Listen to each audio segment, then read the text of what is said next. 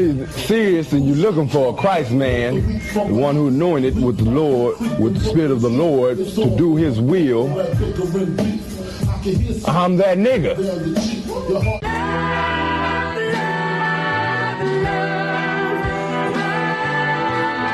One West, 125th Street. Look, y'all put y'all faith in presidents like they gon' change this country. Run the league and let y'all play cause y'all gon' make a money. Fuck Obama, he ain't come here on cargo slave ship. What the fuck he do for blacks in his administration? I'm waiting, patient like a saint. Black, Hispanic, Native, they hate your ass the same. Paint Christ in they image, paint you as a slave. God ain't all love, scriptures say he hate African soul niggas, they know we not the same. School to prison pipeline to get you off the streets. Put you in the cell toilet connected to the sink. Molested as a kid, she prostituted as a teen. The byproduct of Martin Luther King dream. They just took the yoke off, my nigga, we ain't free. We living bleak in these wastelands of poverty. If you don't know the truth, then the lie sound promising. Prophecy, gift and the curse. Dylan started killing, they was sitting in church. Black folk forgave him, man, this shit is absurd. You should never love your enemy, that shit ain't gon' work. Yeah, fuck dying on your knees, you better die in glory. Man, I joined the UPK, taught me the art of warring. I took a nigga life like mine to be recognized. I feel that pain every day, it can't be reconciled. Pops banging, my sister a prostitute. My brother got life, and somehow I still found the truth. War ready, no cowards, no excuse. Fuck reparations, you can't bandage no open wounds. Blood on the leaves, body swing hung from a noose. I was on a run in Nashville and I found the truth. I called the school, class was being held by the shock on my life. I want to be a gangster like a cop. Do this for my brothers, real brotherhood. Everything we do, we got it out this book. My nigga, I can never be no African. UPK the only authorized acronym. I'm passionate about my brothers and sisters. We in hell, I ain't got nothing against them. That's another religion. If it ain't under your honor, ain't he murdered by them and got a hug from your honor. That's the way out for a coward in my observation. They don't fear the Lord, they indoctrinated. Wolves in sheep clothing, Joe Osteen. Real priests bringing back black royalty. One West on my headpiece, rank and order. Can't let them trick me off the streets, I gotta raise my daughter. I got brothers at the border ducking ice agents. I got the name change, it was life changing. My family thought it was a game. Put on all black, they said I was going through a phase. It's more of us in jail than it was slaves. Chose by the Lord, we could never be the same. Soon as they born, the wicked go astray. They left the truth, they wasn't with us anyway. Niggas weak, they just saying anything to be truthful. We don't want no cowards anyway. Look, coronavirus, that's a plague. You don't get too much sleep when you waking up the dead. First camp, I cut off all my dreads. I took an oath when that oil hit my head. Niggas capping like they lids. I'm a priest, I never stick no fork in no pig. I was dead till I found out how to live. This brotherhood taught me how to be a man. I came back to my roots, I had to dig. A couple gaps I had to bridge. I got a rib, I'm married to this work. You wanna serve the Lord, he ain't in the Christian church. Came back to my roots, I had to dig. A couple gaps I had to bridge. I got a rib, I'm married to this work. You wanna serve the Lord, he ain't in the Christian church.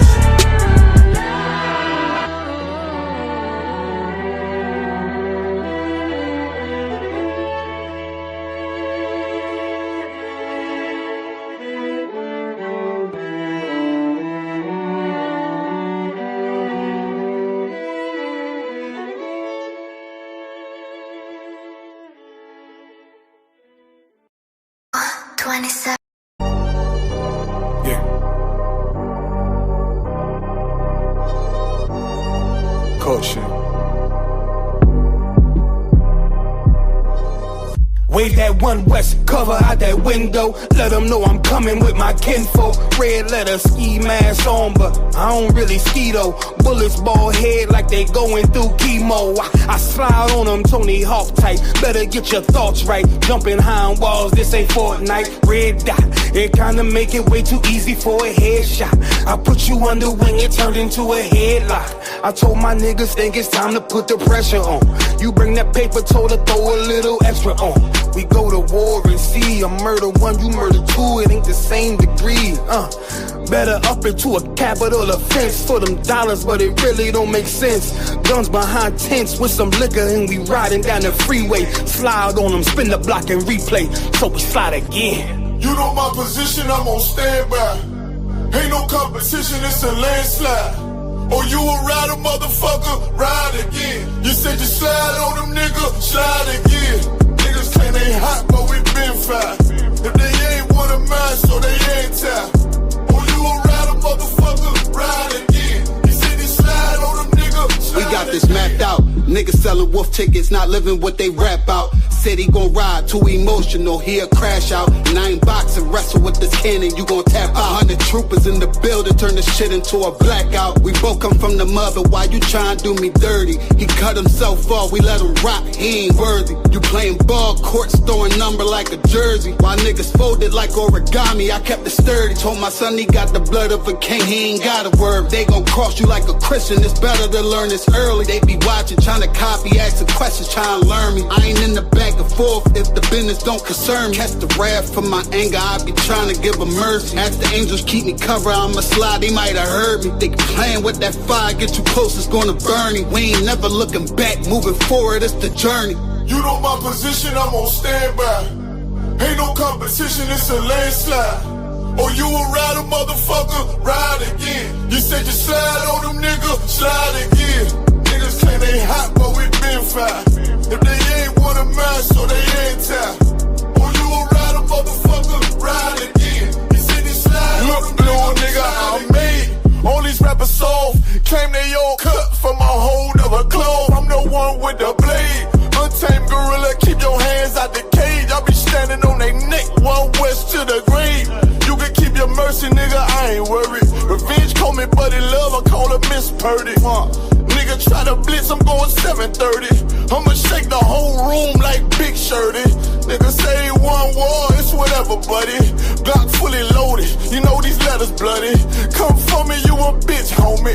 Boy, I'm realer than your big homie. 144, yeah, the one and only. And you know I keep this blick on me. Bout to slam you like Mick Foley. I got that black out on my arm, play that bitch like a violin. Said me try me once, nigga, try again. You know my position, I'm on standby. Ain't no competition, it's a landslide. Or you a rider, motherfucker, ride again. You said you slide on them, nigga, slide again. Niggas claim they hot, but we been fine. If they ain't one of mine, so they ain't tied. Or you a rider, motherfucker, ride again. You said you slide on them, nigga, slide again.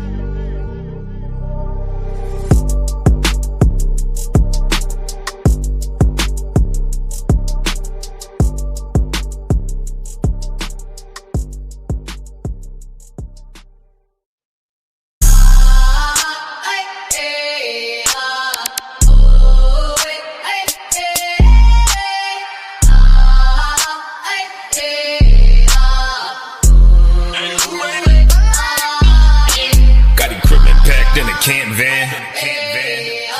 I got the camera bag, I'm the cameraman. If shit getting active, I'ma stand it down.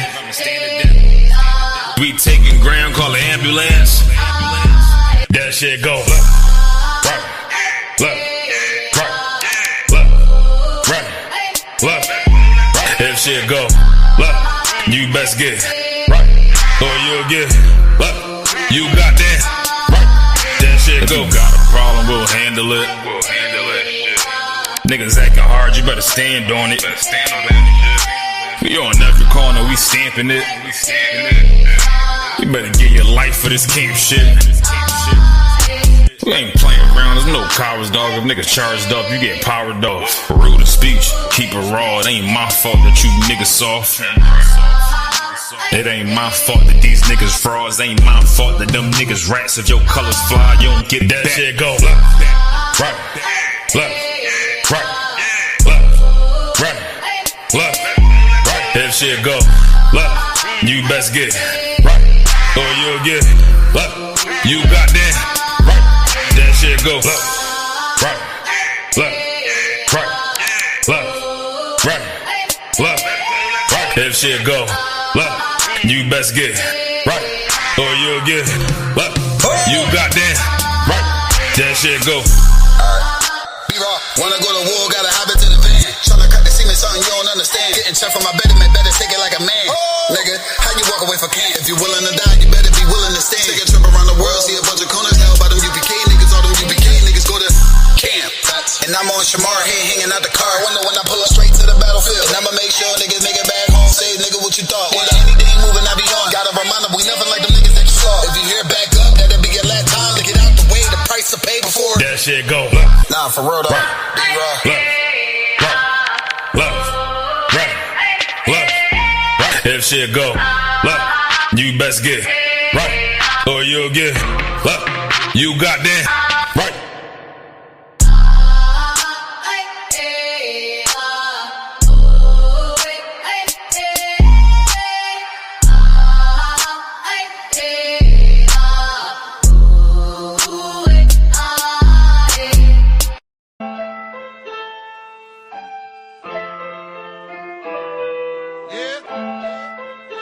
Yeah.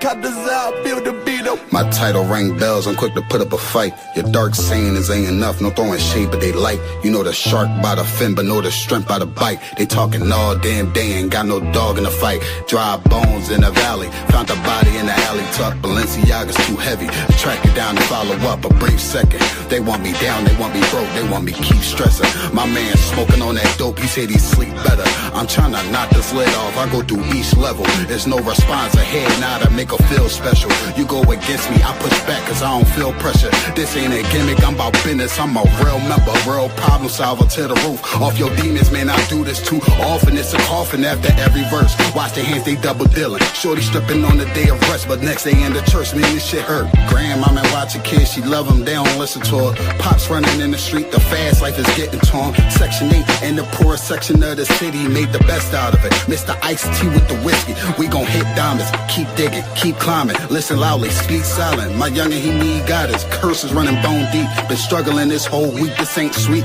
Thought he was riding, but he is slowly. My pop told me do what you do, and just be a man about it. If you start building up something, you gotta stand by it. I fell in love with this progress, destroyed the build process. Thoughts from a hustler, an economic mindset, iconic stroll. Gotta meet my goal before the sunset. They always say it's someone better, and I ain't met that one yet. Life is just a game, I'm on a winning streak, who want next? I peeped the whole setup, flipped the script, and now they upset. Only came for mine, I took the time and left the extras in the whoop-de-whoop. Chain on Fruity Loops, they come to take your breakfast. Being honest is not an option, you a bitch, I'm being modest. Co-signer, stand by it, two on point to stand by me. Drive my Hot Wheel like a Johnny, that's the truth. I'm a lion running loose, I'm a giant to the moon, that's where I take it. And that's word to this war scarf, I'm there before the war start. Word to leave your whole mind polluted, keep a pure heart. I'm hands on, I ain't coddled. This shit hitting like a bad kid, got an ear, let them hear. I better duck like Donald, I picked up cause all the violence, plus I'm hated cause I'm honest. Real niggas, none left, one west is where you find us. You a spark, I'm atomic, Noah's Ark, just flow with me. Lost a few but gained plenty, flipped it off the same penny. I feel like the chase for the cloud is the new opiate.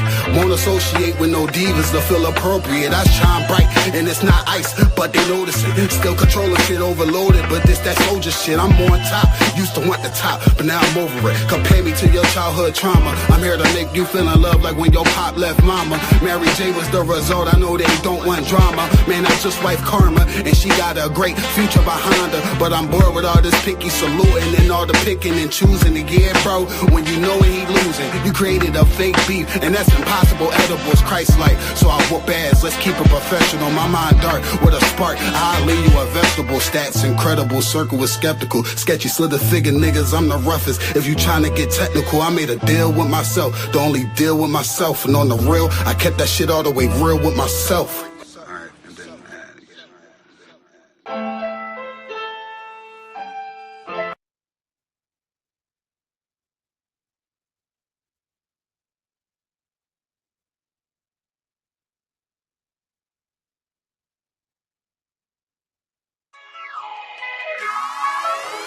this joint. Don't get this joint. Right.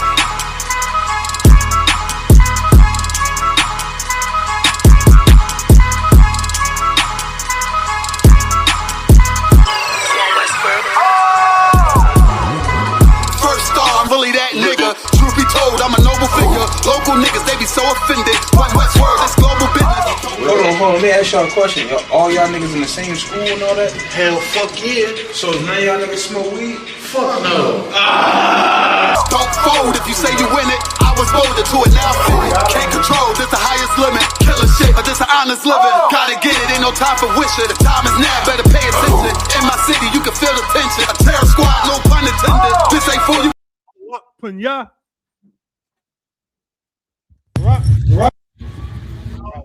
How about Simeon Shopper Guitar? Give it up. Please, get that thing. Please have a seat. Nosotros somos la Escuela Israelita de Conocimiento Práctico Universal. Comenzamos en 1 West de Calle 125, Harlem, Nueva York. Desde 1969, debajo del mando de el general Yahana. Carnales, esta es la verdad. Si tú eres hombres, españoles, negros o indio nativo, tú eres Israel, el pueblo elegido de Dios. Tu padre y tu madre. Forgot the rest of it. Hold on. Y'all get the point. So, y'all get the point. Clap it up. Crack it lag. Let's get it on. Mi nombre es General MAHAYAMAN. Estoy al servicio de el General Yahana. Haz tu preguntas. I'll take all of your questions right now if you have them. What are our topics this week? I'll tell you what they are. We're going to first go over what do the Dr. Cheyenne Bryant, Kevin Hart, Chud, and voting all have in common. Those things have a common thread, a common sickness. And because of that, they have a common cure. They have a common cure. Everyone understands, right? I'll bring that out tonight. Also, we'll go into the wheat and the tares breakdown. We'll talk about the purple pigs of the IUIC and show you the sickness that they have, which is a very, very similar sickness to everyone I just mentioned earlier. All right? We'll go into that, but first I'll take your questions if you have them in the room or online, please. Anyone? Preguntas. Up front, warrior.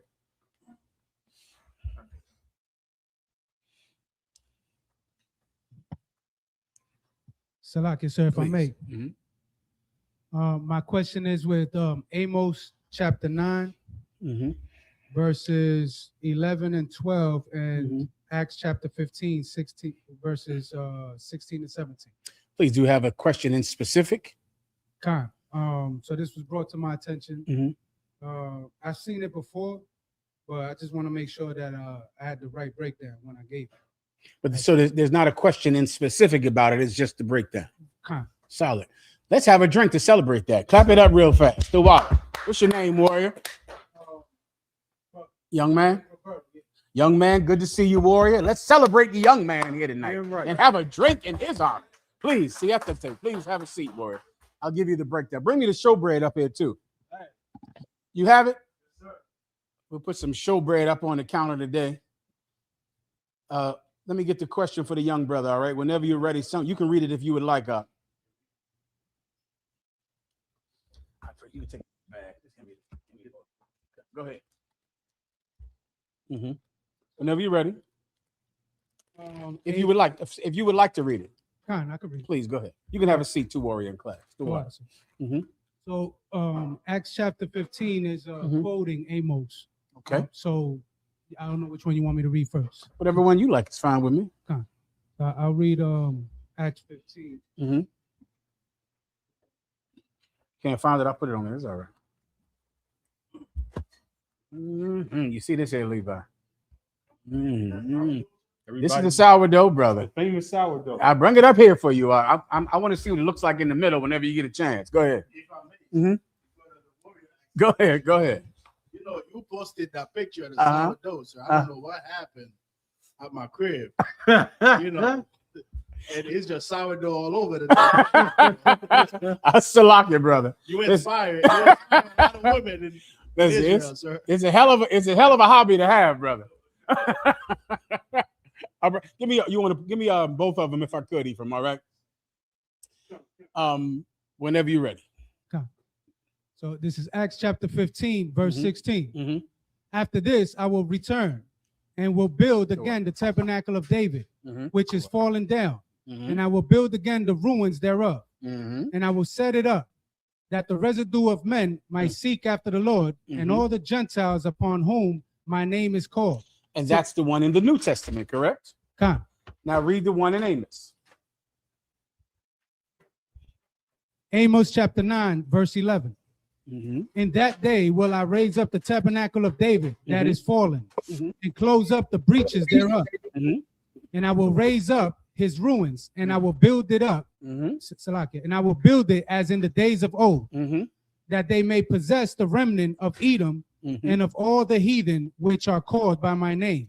Now, everyone knows that these are precepts, right? That these two are the same. So what's the controversy about? What are people saying about these precepts? Go ahead.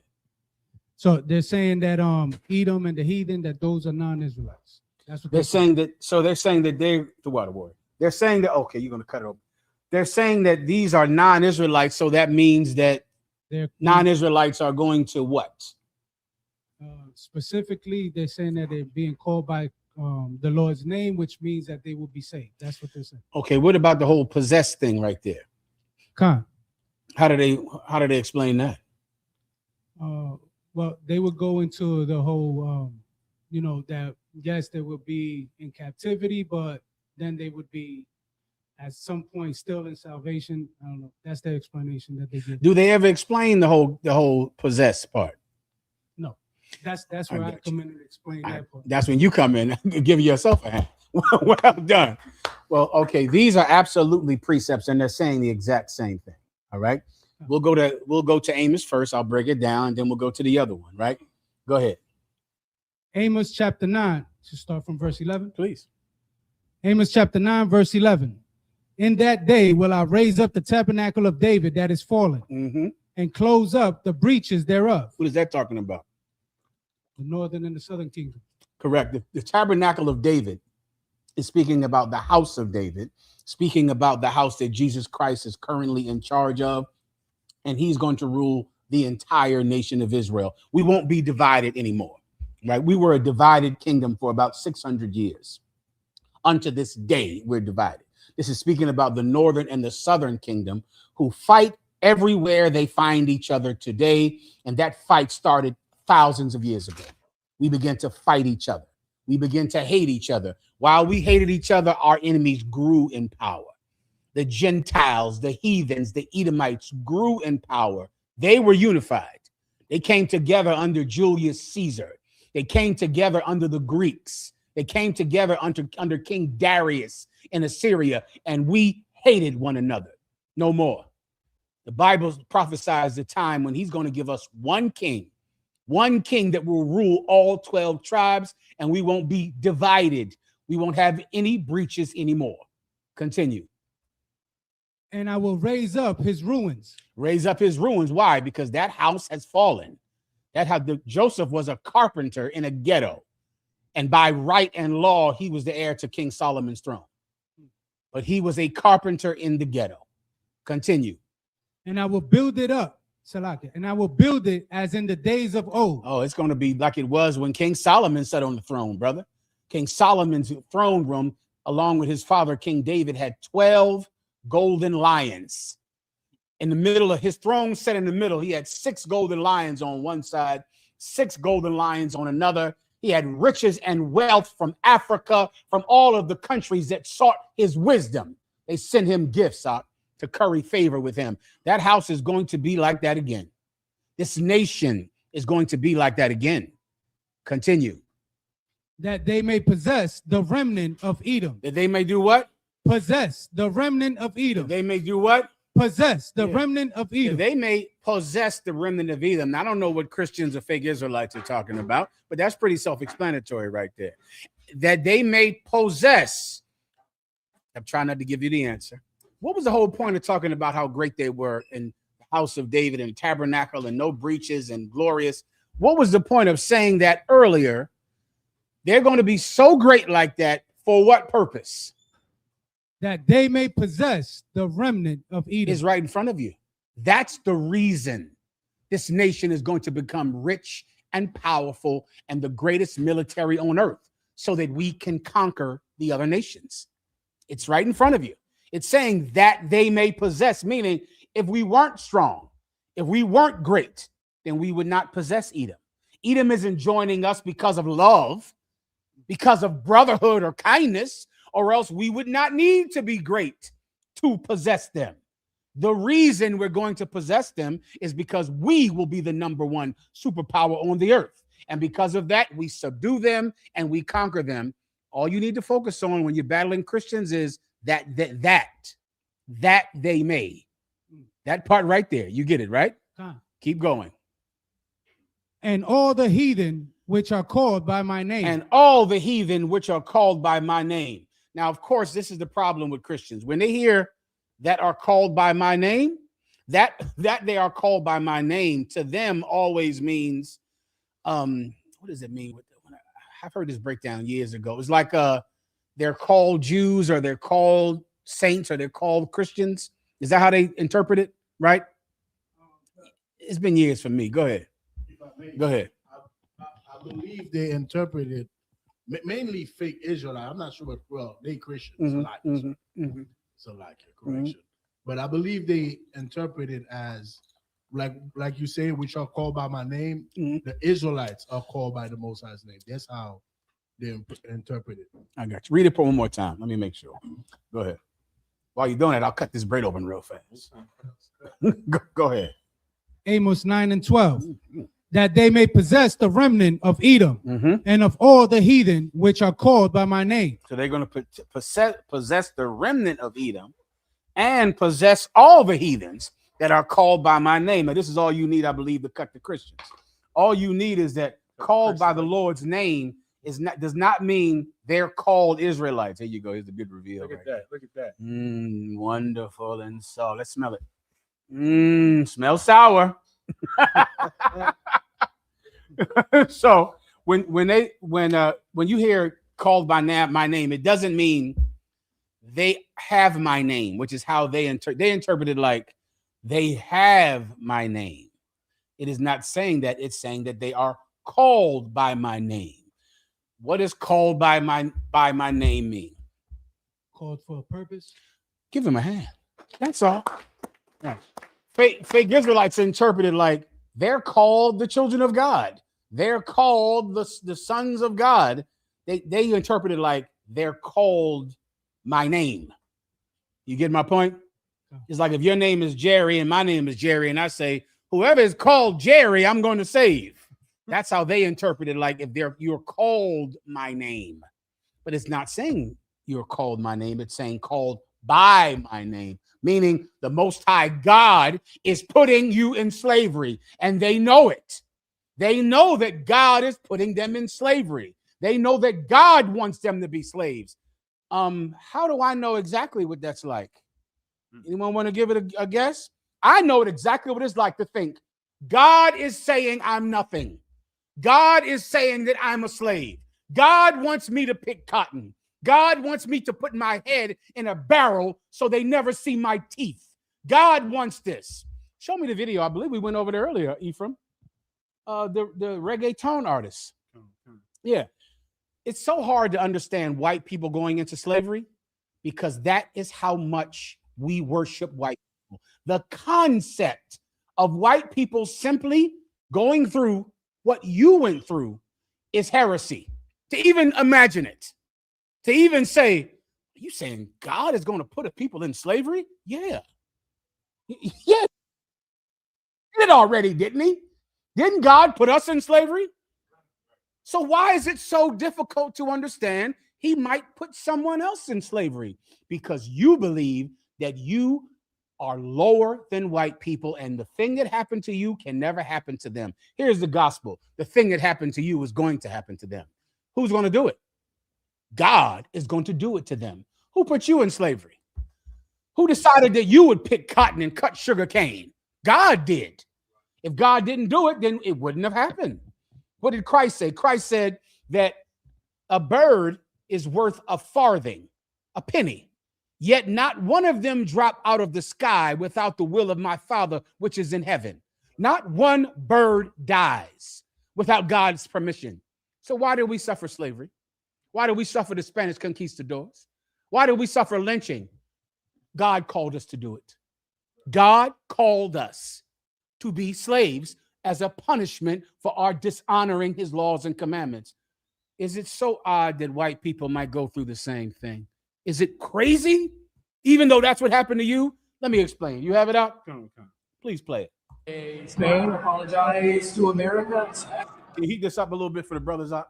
You can let them cut them some slices they can get down on it. Go ahead, the water. You should have And that's stupidity. What kind of world? olive oil, I'm sure, right here. Look like a deal. Son of a bitch. That they stole the gold. That they then the streets and schools and churches that they built so that you could be educated today. So that you could be educated today. Where did it come from, son? So this is this is at a concert in Spain. And so this you can hear like an AI dub in English over what he's saying. Could I hear that? Come on. Mm-hmm. Spain apologize to America. And that's stupidity. What kind of world? Look like a deal. Son of a bitch. That they stole the gold. I can't hear it, Ephraim. You might have to tell them I can't, unless you can hear it. Come on. He's saying, how stupid are you? What world do you live in? You complaining about the Spaniards colonizing us. Oh, they stole our gold. But then the streets and schools and churches that they built so that you could be educated today. You could be educated. So that you could be educated today. Where did it come from, son of a bitch? Said, where did it come from? Where did all those nice things come from? There's no need to apologize, Daniel. I'm proud. I'm proud. I love my motherland. Spain, my motherland. He said, we were just stupid Indians. We were stupid Indians. This is the reason that people hate the Israelite school of UPK. Because all we're saying, and this is the crime that we commit, we're saying that white people will suffer like we suffer. We're saying that there will be a national tragedy for white people, a national enslavement. That would be completely reasonable if we were just saying it was going to happen to niggers and spics. It would make sense to us. You understand? It would make sense to us, but it does not make sense that bad things happen to white people. Bad things can happen to white people, brothers and sisters. There's a big bad thing coming for white people. It's called slavery. It's going to happen when Jesus Christ returns. Right. If you want, I'll break down the other one and show you it's the same thing. The one in the New Testament, all right? Go ahead. This is Acts chapter 15, verse 16 and 17. Mm-hmm. After this, I will return and will build again the tabernacle of David, which is fallen down, and I will build again the ruins thereof, and I will set it up, that the residue of men might seek after the Lord. That the residue of men might seek after the Lord. Why? Same brother, young man up front. Why are the residue of men going to seek after the Lord? Because they fell in love with God's laws and his commandments? Nah. Why will they seek after the Lord? Because the tabernacle of David is built up again. Because now, the same way you worship Donald Trump and beg him for a pardon, you're going to fall at the feet of Jesus Christ and beg for your life. Yeah, and why is it saying residue of men?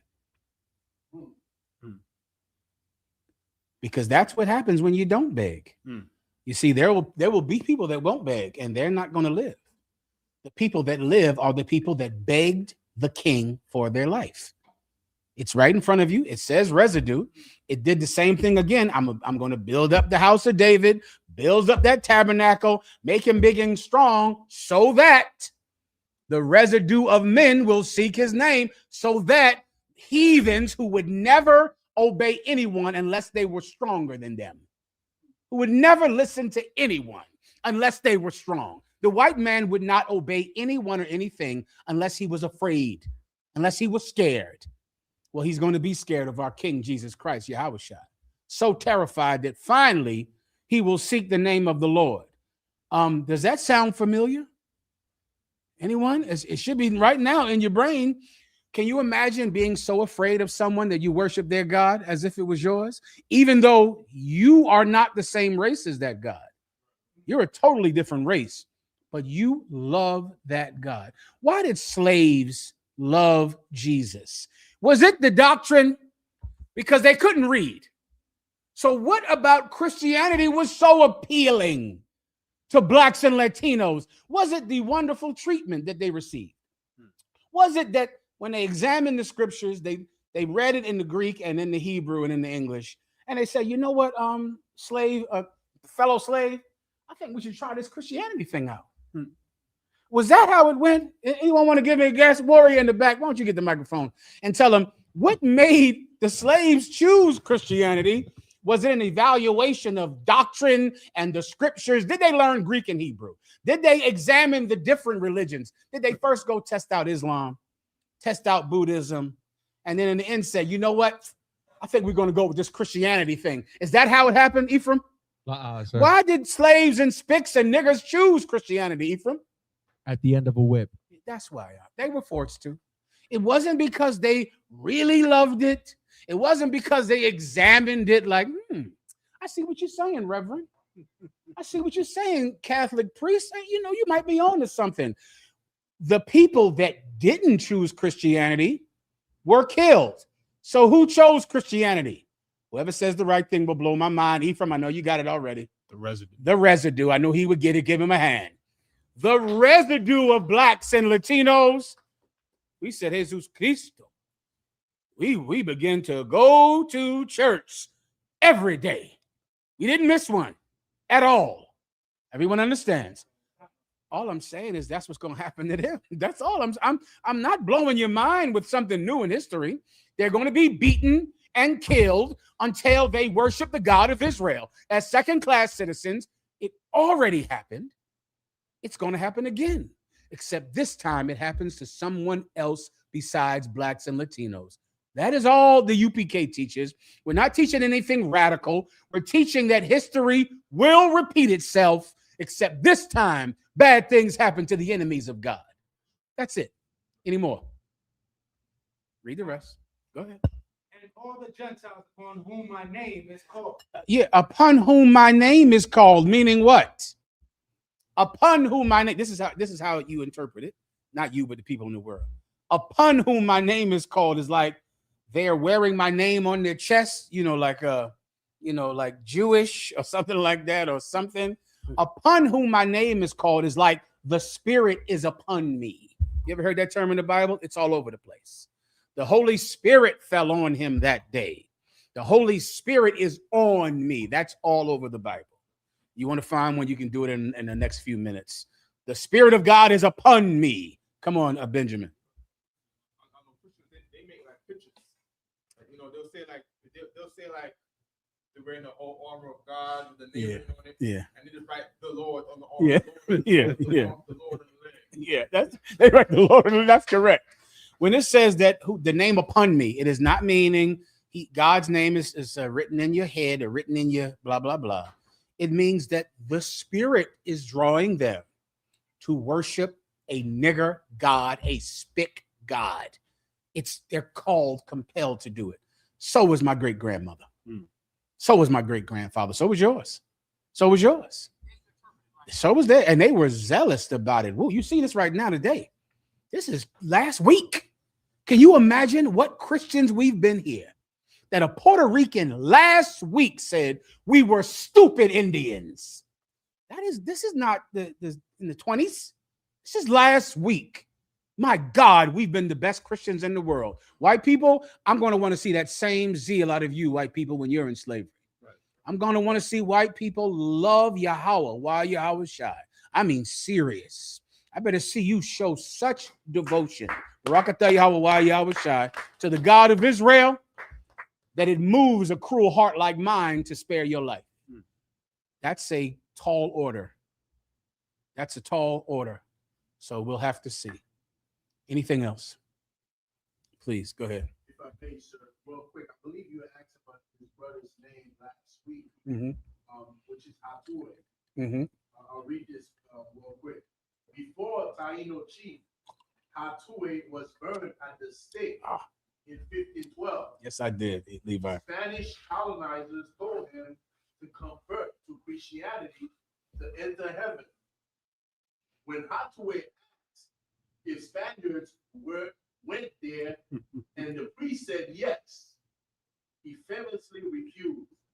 He declared he would rather go to hell than spend eternity with such cruel men. Get his picture up on the screen. That's a brother with the knife in the stump. They cut his hands off.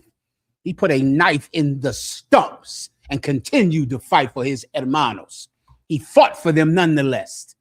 He's a great man. He should be remembered forever. All right, good to go here. Please, Benjamin. Go ahead. This matches responding to slavery. Baruch 4:6.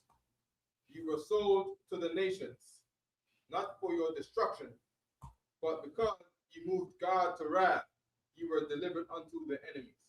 That's it. God put us in slavery. God is going to put the so-called white man in slavery to destroy them, to wipe them out. And this is one thing that always makes me feel sorry for white people and so-called Jewish people, right?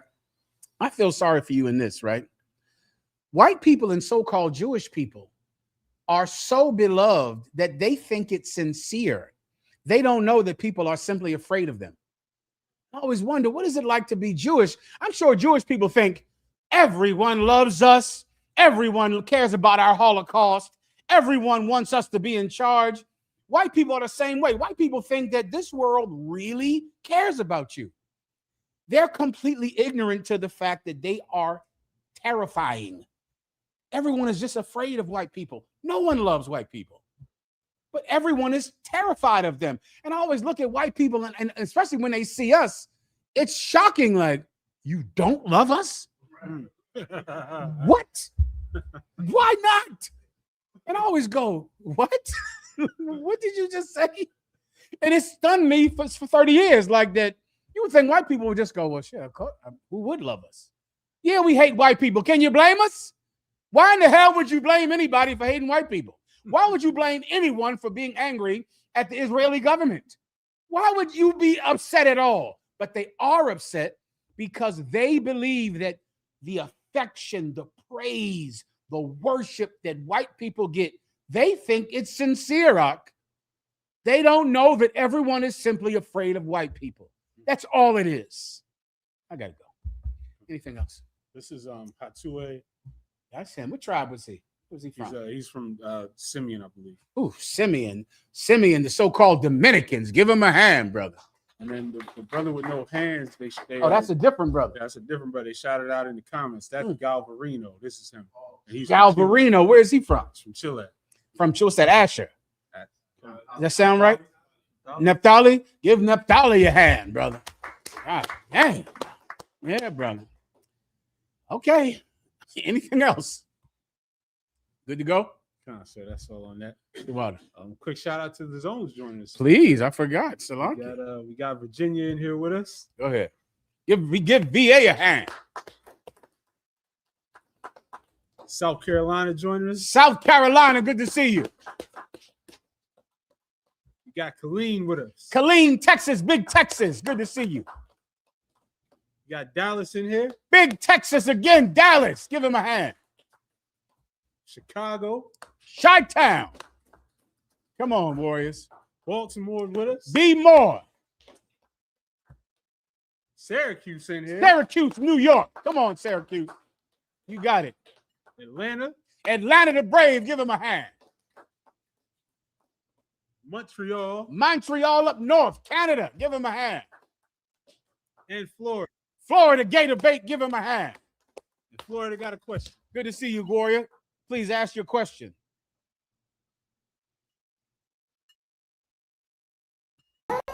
Can you come back to me? The baby crying. He said, come back. Oh, the baby. I hear. Give the baby a hand. Get it on.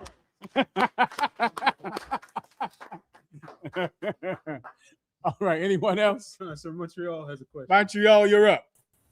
Shalom, Adawan Yabashem Shabrakatah. Salaki, sir, with your grace, Baba Kushak. If I could get just a general breakdown of Proverbs chapter 18, verse 17 to 21, out of one. Anything in specific? Just a general breakdown, sir. Okay, please, whenever you're ready. Karawakan is the book of Proverbs, chapter 18, verse 17. He that is first in his own cause seemeth just, but his neighbor cometh and searcheth him. Yeah, man. That's a good precept. Where is it at? In the book of Proverbs, chapter 18, that was verse 17, out of one. And do you want me to break this down, correct? Karawakan, Babu Kushas. Read it one more time, please. Karawakan, Proverbs chapter 18, verse 17. He that is first in his own cause seemeth just. He that is first in his own cause seemeth just. When you care about yourself, it seems like that's the right thing to do, right? He that is first in his own cause, it seems like you're doing the right thing. Why? Because you're doing what you have to do. That's an evil term out that I would not recommend making that a habit to think like that. Why'd you do that? Hey, I did what I had to do. I had to do it. I had to look out for myself. I had to protect myself. I had to do it. There is a great evil that can be done when you think you're avoiding evil happening to you. You can do a tremendously evil thing. It seems right to be selfish, when in actuality, selfishness is the root of most evil that you've ever seen done in your life. Selfishness, someone that cares about themselves, it seems right. Continue. Karawakan. But his neighbor cometh and searcheth him. But his neighbor comes and searches him. Until one day your neighbor comes and your neighbor examines you. Your brother examines you. You know what they find out? You're a selfish bastard and you only care about yourself. That's why the Bible says that the love of money is the root of all evil. Why? Because when it comes to money, what will you do? Make sure that you get your money. Make sure you get paid. Make sure that you have everything you need. But the people who live in your neighborhood don't. But the people right around the corner, they suffer. And one day your neighbor will come and examine you, and we'll all find out why everyone is so poor in this neighborhood. We'll find out when we examine these preachers. We'll see it. We'll go into Harlem and see there's churches everywhere as big as castles here in Harlem. Preachers with millions of dollars. There are millionaires down the block. Some preacher is there. He has millions of dollars. He's 2 blocks from here. And you can find him every Sunday if you're looking for him. Not that I'm saying you should. But if someone was, I know you're robbing every little old lady at the first of the month. If someone was inclined to do an evil thing, which they should not do, you know that cat every Sunday has millions of dollars in a jet. He's 2 blocks from here. Not that you should do anything about it. Everyone understands. I don't want anything bad to happen to anyone, but what if your neighbor comes and searches you out and then he realizes I'm poor, I have nothing. You're here every Sunday by 2 and you have millions of dollars. You're the reason we have nothing. Anything else? Karawakan, if I could, I don't want verse 18. The lot causeth contentions to cease. Say that one more time. Karawakan, Proverbs chapter 18, verse 18. The lot causeth contentions to cease. I can't hear him out. What did he say? So the lot. The lot? Like L-O-T? Karawakan. Keep going. Karawakan. The lot causeth contentions to cease and parted between the mighty. You said parteth? Karawakan. Keep going. Karawakan, verse 19. A brother offended is harder to be won than a strong city. Let me break the lot down if I could. We're in the voting season now. I think we are. I'm sure you've heard of the term cast your vote or your vote. Cast. This week you will cast your vote. The reason that they say cast your vote is like casting a fishing line, right? When you cast a fishing line, because originally when people cared about God making the choice, they did not choose. They rolled dice. They threw dice. That's how the replacement for that bastard Judas was chosen among the 12 disciples. They got the men together who had been around long enough, who were seasoned men, who had been around. And once they were all there, instead of them fighting to see who was in charge, instead of them using politics and greed and making promises to the disciples to see who could be in charge, they didn't do that, because that's how you fight each other, which is how politics works in America. Politics works in America through bribes and greed. And so now you think your politician is in support of this bill, but in actuality, he's being paid by someone who wants him to support that bill. So he has to fight you. Why? Because someone else is paying you to get rid of the bill. And so fighting happens because when people have to decide on their own, because people have agendas and people think about themselves. Selfishness makes people fight each other. They didn't do that. They got the men together and everyone just rolled dice. That's it. Whoever number rolls on it, you're the replacement for Judas. Well, that's how voting originally started back when the Greeks had it a long time ago in Athens. They got just the chieftains together, whoever was in charge of the different tribes, and they rolled dice. They cast dice. They threw dice. Why? So that they didn't kill each other. That's the point. So that we're going to let God choose this, or in the Greeks' case, we'll let the gods choose this. We'll just throw dice. Whoever wins is in charge. And that is a much more civilized way to have politics if you're going to have it. So then you don't have bribes rule politics and money rule politics, because whoever the dice fall on is the president. And that's that. Well, that's where that term comes from. That ends fighting, to just say, you know what? Let's not kill each other. Whoever wins, you got it. We're going to roll dice. If your number hits, you get it. That's how it was done a long time ago. That avoided fighting. Everyone understands. And now do you need more broken down for you? Kawakan, to verse 21, if I could, I want, but also, just so I know, the dice, that's the symbol for the tribe of Levi, because that's what Levi would do. You would call a Levite in, you're arguing and fighting with each other. The Levite would say, no problem. He reach into his vest, reach into his garment, pull out 2 dice. He roll them. You're in charge. That's it. What's your number? 7. What's your number? 6. You roll. You hit 7. Okay, if you hit 7 again, you're the man. If you don't hit 7 again, he's the man. And the Levites would come and end all of this bickering and fighting, because now God has chosen. The die is cast. That's another term to mean stop arguing, because it's too late, because the die has been cast. It's thrown. Whatever it falls on, that person is the winner. Everyone gets it. All right? Go ahead. Kawakan, if I could, so real quick. So what could that be translated into let the best man win? Rip it up and give him some if you want to eat from it. Oh, y'all can grab the bread if you want. Just pass it and rip it up and hand it out. Go ahead. Come on, warrior. Kawakan, Salaki, other one. So basically, verse 18, could that be translated into let the best man win?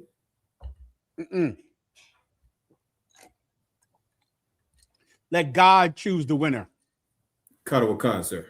Because it's up to chance. Do you understand? Kawakan, sir. That's the point. God is choosing the winner. It was, if you ever played craps before, CeeLo, I believe you loved CeeLo here in New York. I remember that back in the day. So I roll once.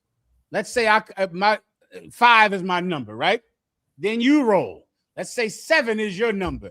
Then we're going to roll again. Whoever number comes up first, you're in charge. You get the goat. You get the cow. You're the leader of this, this tribe. God chooses. A man did not choose. You roll the dice for it. You cast the dice. God chooses the winner. That's what that term would mean. Good to go? Kawakan, sir. All right, anything else? Kawakan, if I could, out of one. Verse 19, a brother offended is harder to be won than a strong city, and their contentions are like the bars of a castle. Yeah, that's another excellent precept, Doc, to understand, to have social skills. All of these precepts are about social skills. That's the topic that you're reading. What you're reading now is everyone loves peace. Everyone loves brotherhood, right? You want a peaceful family, right? You want a family that gets along. You want to join an organization where they don't argue and fight like the Purple Pigs or the Christian Church, or forget about the Muslims. The Nation of Islam, you're more liable to get shot in there than if you're not a Muslim. The other Muslims are going to shoot you. Ask Malcolm X. So who wants to be involved in that? You want to join a group that's like a family. You're in a rap group.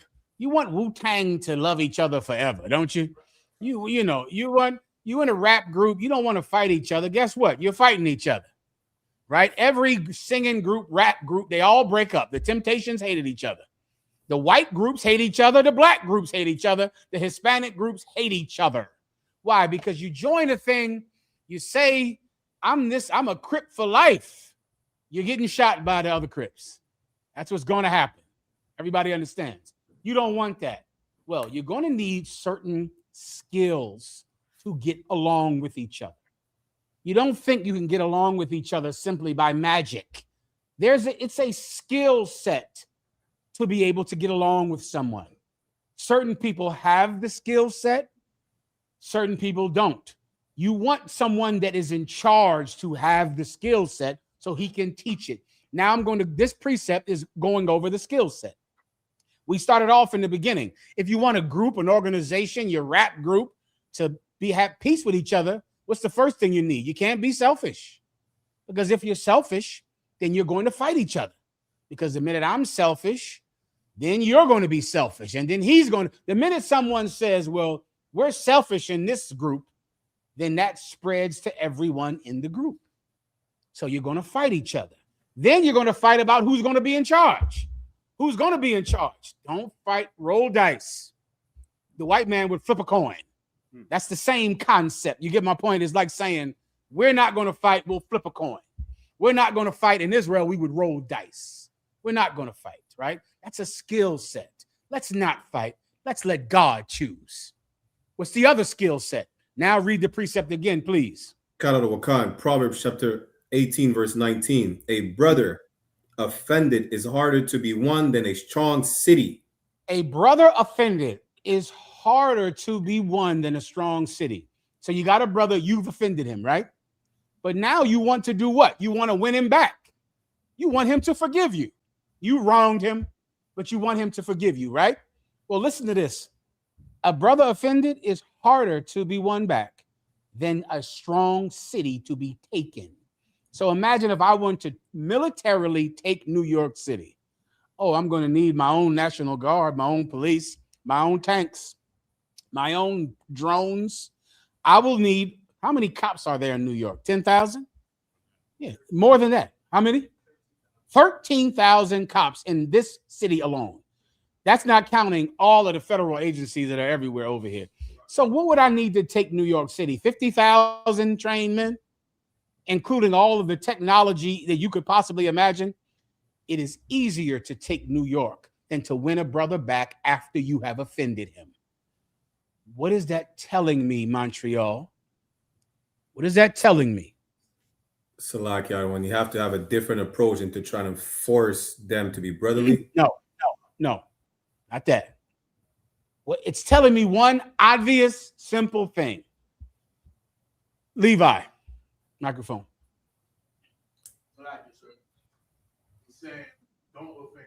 Give him a hand. That's what you need. Come. I've seen so many men in my work under Command and General Yohana who give excellent apologies. Excellent. Wonderful apologies, brother. Oh, my God. You're going to get an apology that's amazing. And that would be wonderful if they worked all the time. But here's what you better understand, young brothers. Sometimes those apologies don't work. 7 times 70. Yes, he should forgiven you. You should be forgiven every single time you offend someone. You absolutely should. What you might want to learn is how to not offend people, because it is extremely difficult to get forgiveness. It is hard. It is not as easy as you might think. Yeah, I yelled at that brother. Yeah, I yelled at him for nothing. I yelled at him and berated him in front of his wife. I yelled at him at camp and he was embarrassed. I yelled at him, but I went to him later on. I said, hey, if I offended you, that's the worst apology in the world, just so you know. Here's the worst apology in the world. If I offended you, I'm sorry. Okay, I hate you from now on and for all time. Should I hate you? No, I shouldn't hate you, because the Bible says 7 times 70, but blow my mind with the answer. The Bible also says that you should not have abused me verbally. The Bible also says to chastise a young man as a brother. That's what the Bible also said. So since you are going to break the scriptures concerning chastising me, you absolutely can't tell me not to break the scriptures concerning you. Precept, when you are selfish, I'm going to come and seek it out. I'm going to see that you only care about me keeping the scriptures. Oh, I got to forgive you. But you're able to speak to me that way and berate me and belittle me. The Bible says that not to do that as well. So do you see what will happen? I would recommend this for you. This is another thing you're not going to listen to. Be more careful about your mouth and offending people. Be careful. Don't just assume that forgiveness rains down like water. Don't just assume that, the Bible says 70 times 70. Then you're going to say this.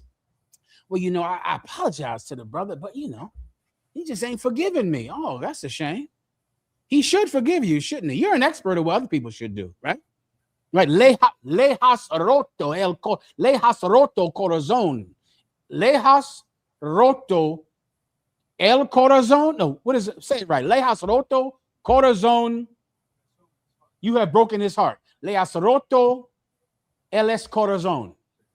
Lejas roto el corazón. You have broken his heart.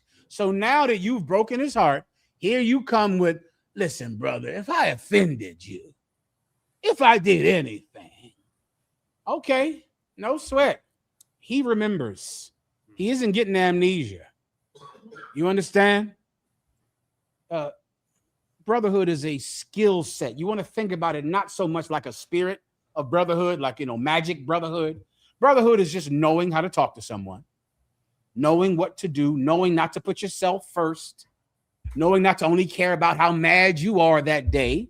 If you're yelling at some brother simply because you argued with your wife, you're going to have problems in this organization. You're going to have difficulty here. Are you yelling at him because you got fired from your job? Are you yelling at him because of some personal problem that you have at home? Does it just feel good to yell at someone? Are you venting? Is that what this is? A vent session? Is this venting? Oh, you don't have the skill set to be in the UPK. You can't be here. You can be a Muslim, though. You absolutely can be a Christian, but you cannot be in here if you're selfish. Brotherhood is a skill set. It's learning. It's like learning basketball or chess or engineering or anything that people learn how to do. You learn how to get along with other people. It's a skill, and we teach it in the UPK. Everyone understands. Montreal, you understand. Sir. Anything else? Just to finish the verse, and their contentions are like the bars of a castle. And his contentions are like the bars of a castle. The bars of a castle are those bars that, that are in front of castle to protect the castle, right? That's how the contentions are. They can't be broken.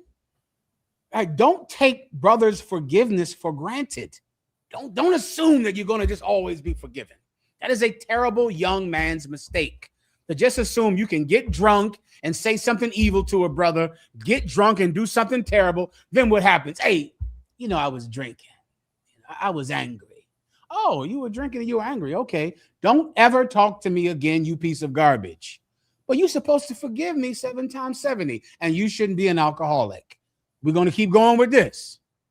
All right. Well, should we just keep going? Learn this skill, Ephraim. Please. Please, of course.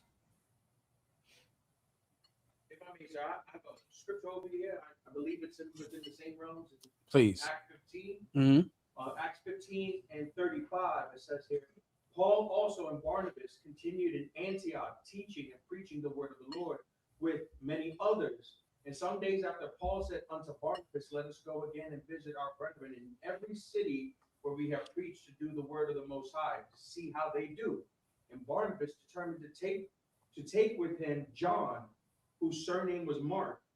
But Paul thought not good to take with them, who departed with them from Pamphylia and went not with them. You want me to break that part down, or do you have that part? Yeah, break it. And the contention was so sharp between them that they departed asunder one from another. And so Barnabas took Mark and sailed unto Cyprus, and Paul chose Silas and departed. being recommended by the brethren under the grace of the Most High. Perfect precept. Would you like me to break it down? Is Or it within unless the- you would like to, go ahead. Is it like within the same realm? So how I see it is that even if brothers have a contention or a disagreement or a beef with one another, the work of the Lord must still go on. So how should we do it then? I don't want to take this brother because this brother left on our last camp day. I asked him to go to camp last month and he left. He did not show up on time. He left. Now you want to bring him to another camp. But this is the same brother that left us hanging a month ago.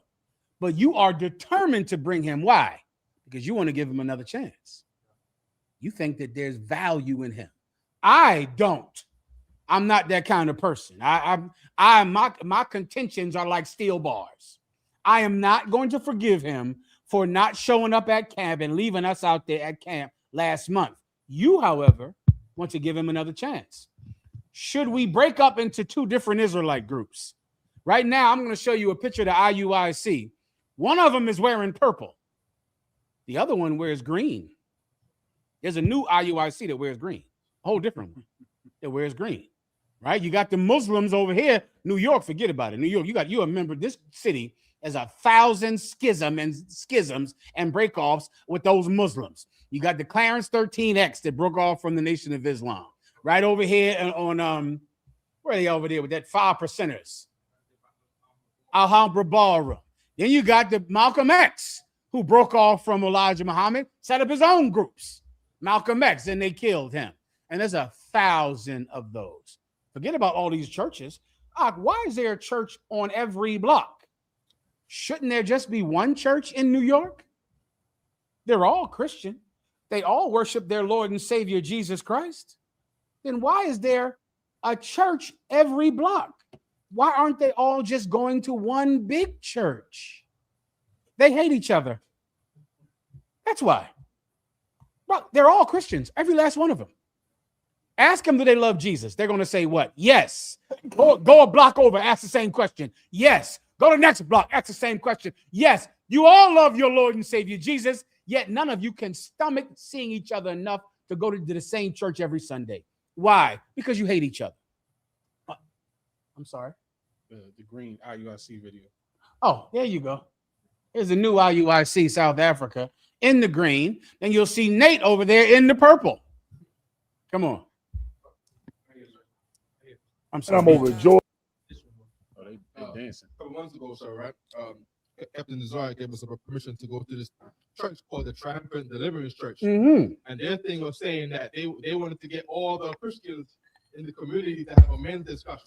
Is that right? Yeah, so we in Brooklyn too, so we attended. Uh-huh. Right. So we got different pastors came there, visited, and they had they need him on camera. I'm sorry. Whenever someone has a mic, try to get him on camera so people online can, see him and read his lips and the whole thing. Go ahead. The other one. They'll work it out. On you. Oh, it can't move. This one can't move. I'm sorry. I didn't know. Salaki. Go ahead. So we kept going, but all the other Christians ain't going no more because they can't. It was us and them. What's up, much? Well, let me tell you. Well, Paul was in a situation where he had to use his skill, which is what the precept that Ephraim just pulled out. Paul did not want to forgive this brother, or to be more accurate, he didn't want to work with him again because Paul didn't believe he was reliable. Do you understand? Barnabas, however, was the kind of brother that had a soft heart. He was kind. If you read the scriptures, when Paul was a Pharisee, and no one wanted to be with Paul except for who? Barnabas. Barnabas accepted Paul when no one else would accept him. That was who Barnabas was. He had a kind heart. Paul was a man serious about the work of the Lord, and he couldn't be around a brother that was not dependable. So what did Barnabas and Paul do? They both did the work of God. Since you want to take this brother, you're determined to do it. You take him to this city. I will go with the brothers that I feel I can depend on and go to that city. They both did it. What happened later on after they went? They came back together.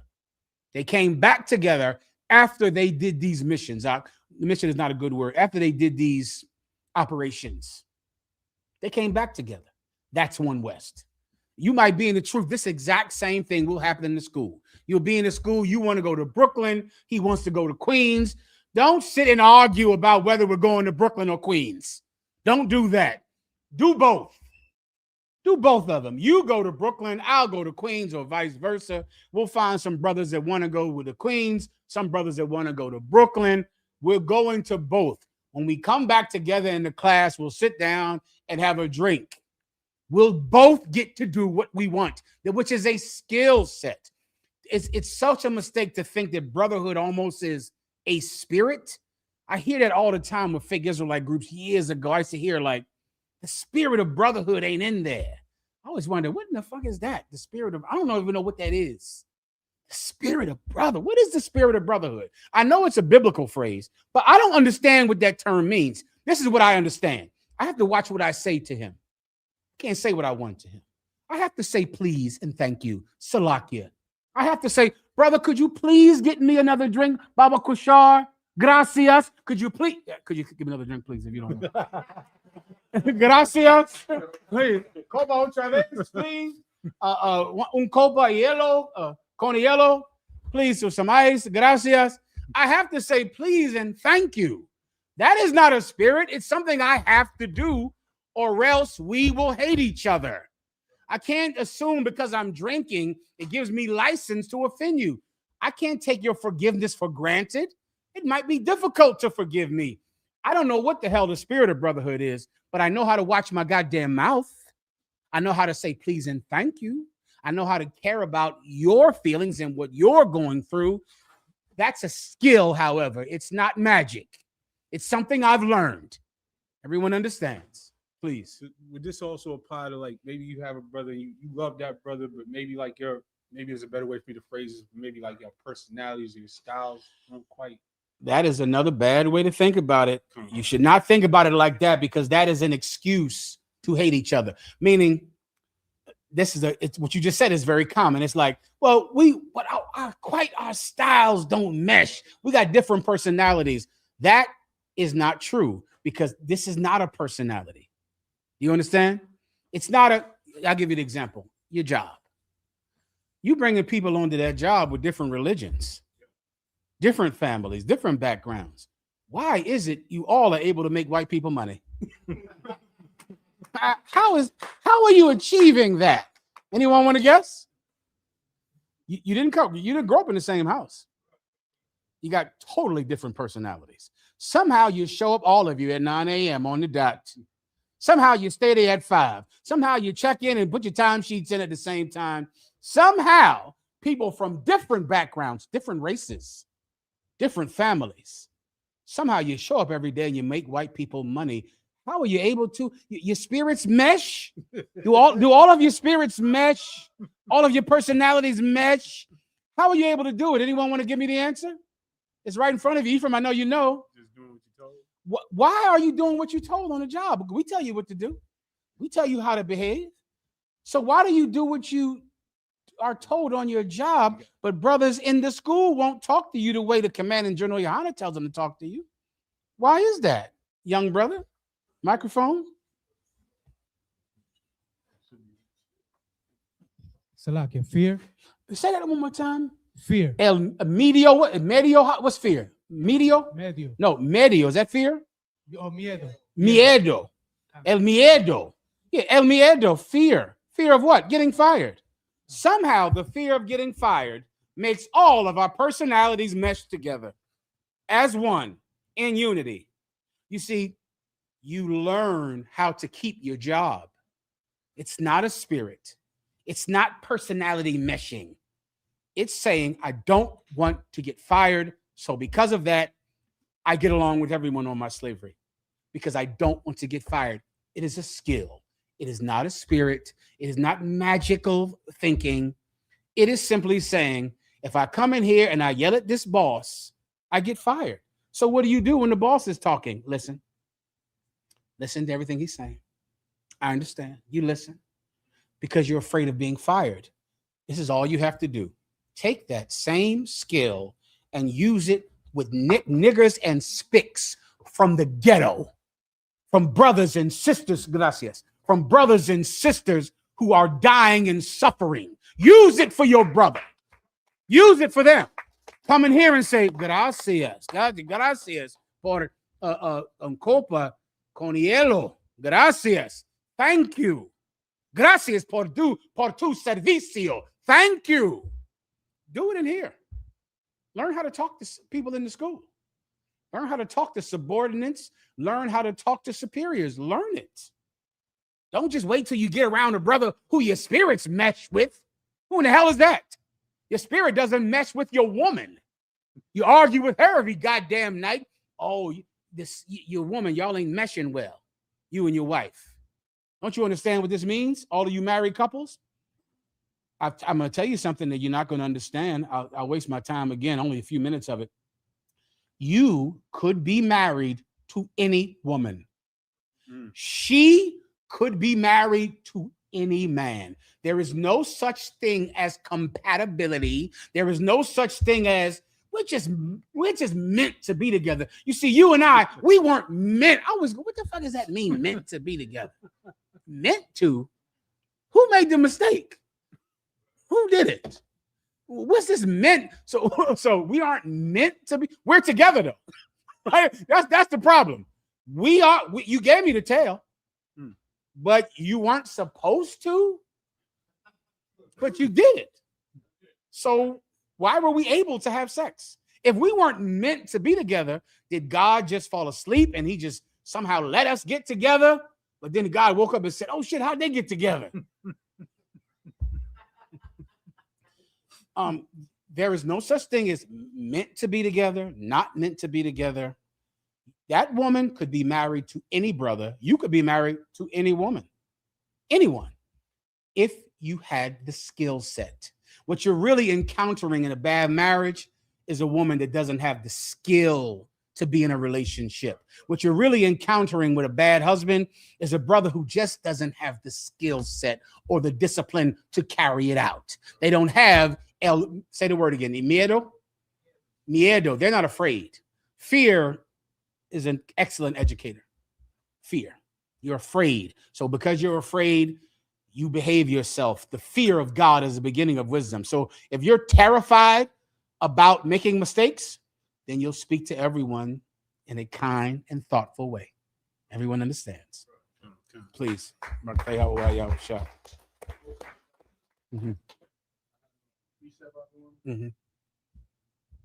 This is the book of Ephesians, chapter 6, verse 5.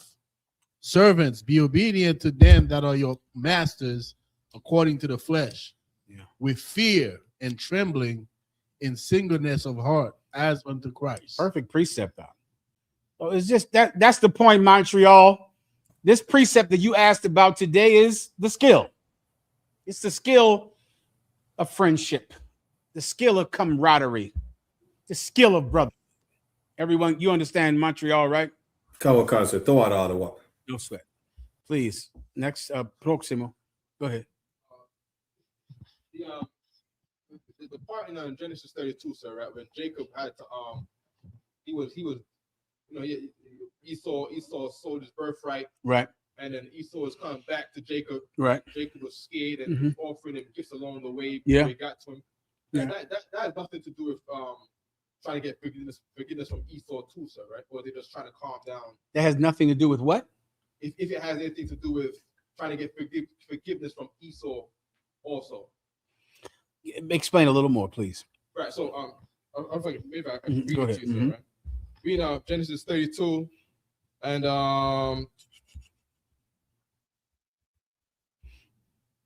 so like you said, messages Esau. Okay, 7. Then Jacob was greatly afraid and distressed, and he divided the people that was with him, the flocks and the herds and the camels, in 2 bands, and said, if Esau come to the one company and smite it, then the other company which is left shall escape. So Esau was coming back. I guess he multiplied, and he's coming back to visit Jacob. Right, and Jacob was afraid of how Esau would treat him on his way back to seeing Jacob after. What was he afraid? What treatment was he afraid of? He was afraid he was going to get murdered by Esau. He was afraid he was going to get killed, right? Not give him the cold shoulder, or not talk to him at dinner, but kill him and all his men. Oh, God. Keep going. Now, I mean, let me know if that's your question or if it's more. I mean, that's basically it, sir. Yeah, is it similar to how we deal with Esau today? Is that your question? Is that the same thing? No, sir. I know they were raised as brothers from the same house. Okay, and was he trying to get forgiveness from Esau? No. What was he trying to do? Not get killed, sir. Shalom. That's it. Oh. Yeah, and so because of that, it's exactly like today. He knew his brother. He knew his brother wasn't going to come and go, Jacob, I'm angry with you because you stole my birthright. That was not how he was. He wasn't going to say, you stole my birthright. Don't talk to me anymore. That was not what he was going to do. Yeah, when Esau get here, I'm going to split my men up so that when this group of men gets killed, then this other group of men can make it because he knew him. So in that way, it's exactly like today. If you make white people mad, don't think they're going to hold their breath. They ain't going to sit there and fold their arms and not talk to you. I wish they would. I wish white people would just go, you know what, I'm mad at these blacks and Latinos. You know what? If they say hi to me, I won't even speak back. I wish it was like that, Uck. I wish they got mad at us the way we get mad at them. What do we do when we get mad at white people? Go on street corners and yell. That's what we do. That's what I do all the time. Made a career of it. I'm mad at white people. This is how mad I am. I'm going to walk outside and yell. That's the extent of all my anger. Boy, I wish white people got as hateful as this group. I wish they were a hate group like One West. I wish we're a hate group, right? I would wish that white people would be as hateful as I am, because with all my enormous hate, I take my hatred of slavery and oppression and Emmett Till and George Floyd, and I walk outside in Harlem and yell. And then I come home. I wish you were a hate group like we are. The problem is that white people, when they get mad, they're going to hang us all up and down Harlem from light poles. And they're going to kill every last one of us. That's their hatred. That I know, because I know Esau. I know Esau, just like Jacob knew him. You understand? Benjamin. Mm-hmm. When he's giving these gifts to him, is it in a way where like black people trying to get peace with white people in the civil rights stuff? Why? Because he was afraid of being killed by. That's what you got to know about civil rights, about everything that black people do. This is the problem with being white. White people think that black people are just truly loving and kind. They think that we're Aunt Jemima and Step and Fetch It and Uncle Ben. They think that we really love them. The black people that come against you when you're on the internet and on the street, the Hispanics that want you to shut up and don't talk about white people like that, they don't love white people. They're afraid of them. They're scared. They're afraid that if white people see you speaking about them, they think that they'll kill other white people, other black people. And guess what, Ak? That's exactly what has happened. That's exactly what has happened. You want to research something that'll blow your mind? Right here in Harlem, look up when Joe Louis would win a fight. Look up when Jack Johnson would win a fight in this city. Tell me how many people got killed because a black man won a boxing match here in this city. Jack Johnson, Joe Louis would beat, Irish man McGullicuddy in a boxing match. Do you know people would die all over the country? They would get lynched. They would get lynched because Joe Louis won a fight. Because Jack Johnson won a fight. When black people and Hispanics see us speaking, you know what they do? Y'all get out of here. Y'all don't talk about white people like that. Brother, that is self-preservation. That's not love for white people. They don't want to die. I understand. The problem is that's the reason we have to speak. That's the reason we have to speak. Please, Benjamin, go. Something right here, so this is from pbs.org. The Jack Johnson Jeffries fight, dubbed the Battle of the Century, took place on July 4th, 1910 in Reno, Nevada. Johnson knocked out Jeffries in the 15th round. Johnson's victory sparked a wave of nationwide race riots in which numerous African Americans died. Do you understand why white people think we love them? They think that's why we sing. They think that's why we're like, racism is wrong. You can't hate white people. White people can be saved. God loves white people. Jesus Christ died for all races. Brother, I know why you're saying that. You're safe now. We'll protect you. We'll help you. No one loves white people. Right. Everyone is afraid of white people. Everyone. They're terrified of them. Can you blame them? They killed black people. A fight happened in Nevada. They killed people in Harlem over that. They killed people in Wisconsin. They killed people in Oklahoma. Can you imagine being in Kansas and they're kicking in your door, dragging you out the house? You say, boss, I didn't even see the fight. Can you understand that? This wasn't on television. There was no HBO. There was no television. Black people died, Doc. They didn't see the fight. They didn't see it. And they were killed. How's that hard? Going on the same PBS article, sir. It said Congress eventually passed an act banning the interstate transport of fight films for the fear that the images of Johnson beating his white opponents would provoke further unrest. White people, I know you think that black Christians really love you. They're terrified of you. Israeli government, I know you think that everyone cares about the 6 million Jewish people that died in the Holocaust. I know you think that. In actuality, we're just all terrified that you're going to kill us unless we act like we love you.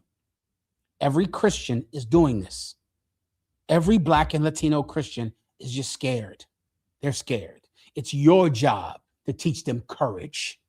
It's your job to give them the courage that Jesus Christ gave his men to come against oppression. And they need your help.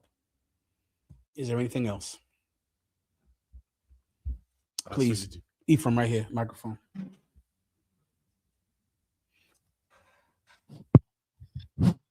Slakia, do you think that it's hard for our people to imagine Esau in slavery is because our ancestors and ourselves have been conditioned for so long by Christianity, among other things, a white Jesus and God as a white man with a white beard and everything white is right, in other words, type of.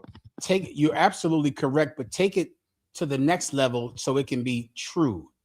When you say conditioned, it sounds like they were taught this or someone set them down in class and taught them Christianity.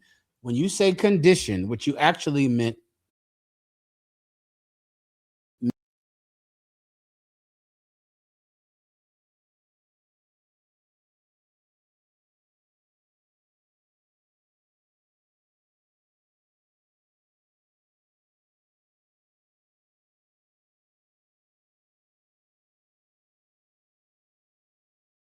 it is. I'm sorry. Just a second, the camera. 1 second, please. A lot of bread I want. No time, Christ. Get it on now. You gotta heat up in the microwave though, put a little something on it. So whenever he'll tell me when I can start again.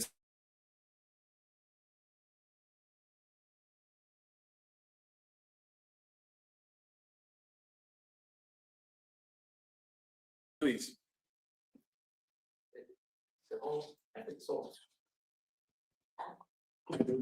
It's good. There you go. Is that healthy fear? I mean, from our perspective, just the fear of white people that causes you to do what? It causes us to sing or dance or entertain them. It's selfish fear. There's many different kinds of fear. There's a fear that you're going to lose your job and you'll be homeless, which is true. Right. That can happen. But that fear can make you go to work and perform oral sex on your boss. You get the point? That fear can't. You go to prison, right? You get locked up in jail. You're afraid you're going to be stabbed. That fear can't make you wash somebody's drawers and perform oral sex in prison. It's true in that this is a dangerous situation and you absolutely could be killed in prison. But there's a selfish fear that causes you to preserve your life at any cost. That is a selfish fear, and that is wrong. Do you understand? There's a way to use fear to your benefit. To your benefit, so that you understand how I'll take this fear of losing my job, fear of dying, and I'll perform a righteous act in a way that protects myself from the extreme consequence, which is what you're doing in slavery, what you could do in jail. You can go in prison and say, I'm not washing any drawers or sucking any penises in here. I'm not doing anything at all that a man wouldn't do.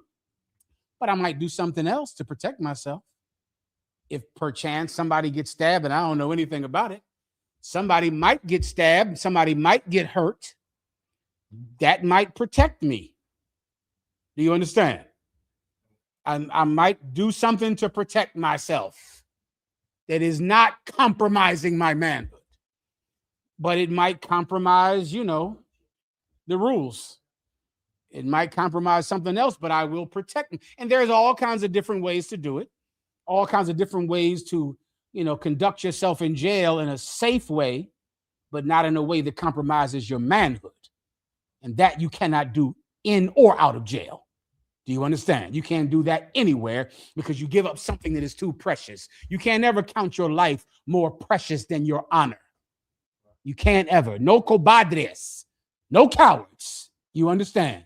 You cannot count your life more precious than your honor, but you can make certain moves, do certain things, do things in a certain way to do things more safe.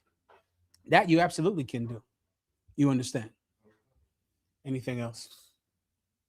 Any other questions? Did you want that IUIC video? Yes. Do I have any more questions? We do have some more questions. What would you like me to do? Let's go to South Carolina. Okay, go ahead. Whenever you want to start the stories or do one story, just do it. All right. Okay. You got it. South Carolina, you're up. Shalom, y'all. General. What's going on, warrior? Not much, sir. I just have a question about two quick scriptures in Proverbs. Mm-hmm. Proverbs 25 and 20 and verse 23, Baba Shah. Please. All right. Proverbs 25, verse 20. As he that taketh away a garment in cold weather, and as vinegar upon I'm not sure what that word is. Someone spell it for me. Ephraim, do you see it?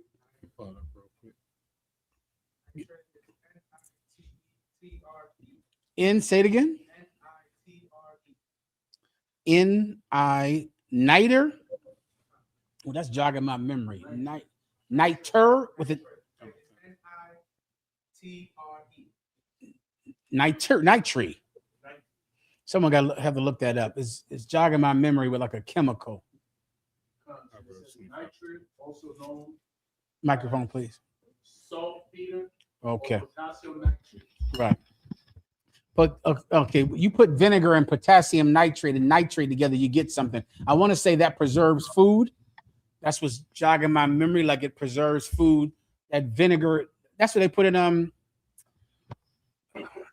meats. What's those meats? The deli meats. You know what I'm talking about? Cold cuts, right? Cold nitrates. Nitrates are in cold cuts, right? Vinegar is in cold cuts because it preserves meat. So you want to think about a time when you didn't have refrigeration. You needed salt.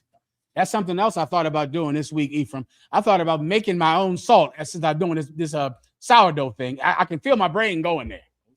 I'm about to go to Atlantic City and I'm gonna make my own salt. I'm trying to stop myself because then my houses are going to be filled with seawater, and they're not going to like that. Okay. I would love to see this. Oh shit! I'm making my own salt. That's it. Clap it up for Ephraim. He did it. I'll bring my own salt in here once I get to Atlantic City and get some seawater. Anyway, you take nitrate. Say again. I'll take the full blame. All right. Get it from my hand. Well done. Nitrates preserve meat. It's what's in, deli meats and blah, blah, blah. Benjamin. Come on. Nitrate is the British way of spelling it. NITE, or is the American way of spelling it? Okay, but it's still nitrate? Niter. What is that? Is that the same thing? Okay, is that used for preserving meats? What do they use? What's that for? Especially if you combine it with vinegar. I know vinegar preserves things. You put vinegar in cucumbers, they become pickles. It says it's a colorless or white crystalline compound used for gunpowder. Let me get Ephraim. Pyrotechnics, fertilizers, and preservatives for food. That's preserving salt for ham, sausages. Okay, done. Ephraim, that's what you're going to say? Yeah, so the AI summary says that pouring vinegar on nitrate causes a vigorous effervescence, bubbling, and chemical reaction, often used to illustrate a disruptive, unpleasant, or counterproductive effect. All right. It sounds like the meat. That's the whole point of this. The whole point of this is that you need this to preserve meat. So that's why you shouldn't withhold it from someone, because they're going to starve to death, because unless it's the dead of winter, your meat is going to be rotten in a few hours, right? In about 8 hours, this meat is rotten. Read it from the top, please, whoever had the question. Proverbs 25, verse 20. As he that taketh away a garment in cold weather. You get the point. As he that taketh away a garment in cold weather. It's cold outside. If I take your garment from you, I'm killing you, because you're going to die of exposure to the weather. As he that takes someone's garment in cold weather. Go ahead. And as vinegar upon nitrate. If I take away your vinegar and take away your nitrate, right, then you're going to starve to death, because you can't eat, because your meat is rotten. Fish is rotten when? In an hour? 3 hours? 4 hours? All other meats, they're going rotten. So is he that singeth songs to a heavy heart.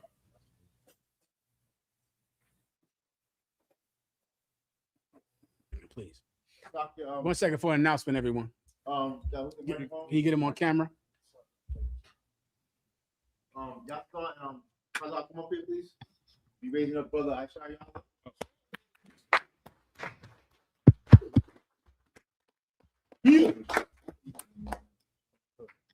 Brother, his name means work of the Lord. He has proven to do the work of the Lord, and he's very diligent man in his truth. Has proven himself to be a good reputation, and it's my honor to raise his brother up to 1,000.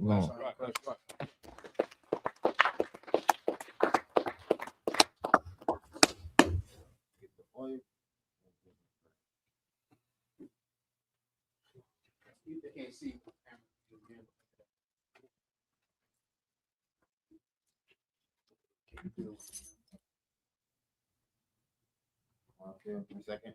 Shall I come on up here? Bubble control. Get the camera on. Go ahead. Now, offset 1,000.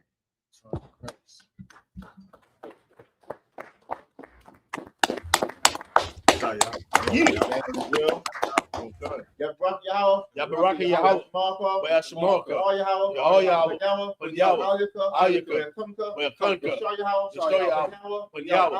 Alika. Shalom. Shalom. Yahweh. Yahweh. Hashem. Yahweh Shah. Yahweh Shah. Barak. Rapah. Magun. I saw you. I saw you. I saw you. I saw you. Hashem Yahweh Shah. Tawada.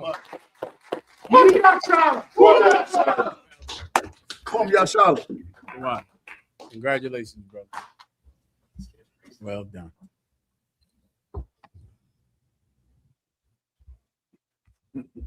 All right, good to go. Who asked the question out there? Colonel McCon, sir, South Carolina, sir. Okay, go ahead. All right, you want me to read it again from the top, sir? I think I broke down that part for you, right? Colonel, I was wanting to know, like where it says, so is he that singeth songs to a heavy heart. Yeah, man. So does he that singeth songs to a heavy heart. This is another skill in having brotherhood, a skill in friendship building. If you take away his coat when it's cold and you take away his ability to preserve food, that's the same thing as you being happy when he is sad. The Bible says, if thy brother is sad, be sad with him. Right? To be singing and to be happy while another brother is sad is worthy of resentment. He's sad. Don't sing and be happy when he's sad. Care about his sadness. Care about what he's going through. Be sad with him. That's a skill. It's something that you force yourself to do. You didn't know one died in your family. No, you're not poor like he is. You're not suffering. So because of that, you might be joyous and happy and you want to sing a song, but what about him? He's sad. And when he sees you sing and when he sees your glory and your happiness, he will know that you don't care about him. So if he's sad, then we're all going to be sad. Right? If he's happy, then we'll all be happy. But if he's sad, then we're all sad. Someone died in your family, you're sad, so am I. We're all sad today. We all lost someone today. That's a skill, brother, and it's absolutely necessary if you want to love each other and not fight each other. You understand, Nak? Colonel Khan, sir. Was there anything else? Colonel Khan, sir. Wanted to break down on verse 23 if I could, Baba Kashad. Go ahead. All right. Proverbs 25, verse 23. The north wind driveth away rain. So doth an angry countenance a backbiting tongue. That's a good one. A north wind drives away rain. So there's a ton. It's talking about the clouds, right? This is like a scripture that might explain to you when we knew a lot more about the weather because we lived and died by the weather, or whether or not it was going to rain today, or whether or not it would be sunny today. We knew a lot about it then. A north wind chases away the rain, meaning you're looking at the sky, you see the clouds are dark. It's about to rain. But you can also tell that the wind is blowing due north. So then you know that this rain will blow these clouds out of here. These clouds are going to leave because the wind is blowing north. Well, a fierce countenance chases away someone that wants to be a gossiper or a backbiter because they will be what of you? And online? Afraid. El miedo. They'll be afraid of you. They'll be scared. So you want to kind of carry yourself in a way that makes evil people scared because they're going to be terrified to gossip. What was the word you used just now? It chases away what? Rain. No, the other one about the behavior. Afraid. Backbiting. Oh, backbiting. So like. Yeah, what is backbiting? Backbiting is people that talk about each other behind each other's backs. Gossip about each other behind each other's backs. Well, you want to get rid of that? You show those backbiters that they're going to get kicked out of the school if they do that. You want to carry yourself. Your countenance looks like, I shouldn't backbite in here because I'll get kicked out of here. How? I can look at him and I can tell he's going to kick me out of here. He's going to do it. He doesn't seem like the kind of man that will go, oh, you were backbiting? Well, we love you no matter what. He doesn't seem like that kind of man. He's not. And if you backbite, you're getting kicked out of the school and no one will even miss you. You won't be even remembered. We'll take your cover and hang it up in our graveyard up here. Here's where backbiters belong up here, in this graveyard up here. We'll hang your cover up in this graveyard and won't even remember. I don't know where those covers came from. Y'all even know? I don't even know. I see him and I go, who in the hell was wearing that? I don't know. That will be your future if you backbite in this school. Everyone, when I say backbite, I mean talk about brothers behind their backs. You understand, Warrior, South Carolina? Colonel Khan, sir. Anything else?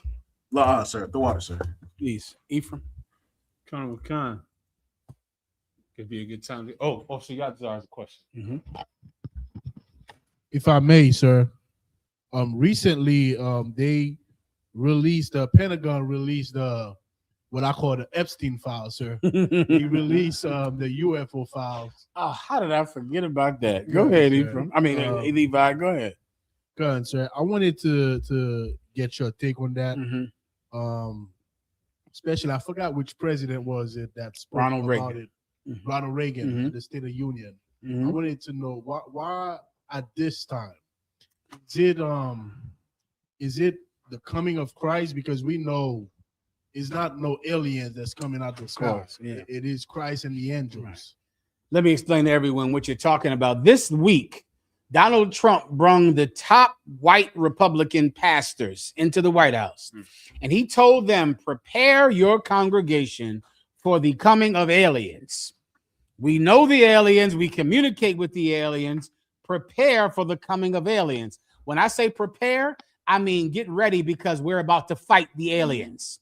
The aliens are coming, and the congregations of America must prepare to fight the aliens.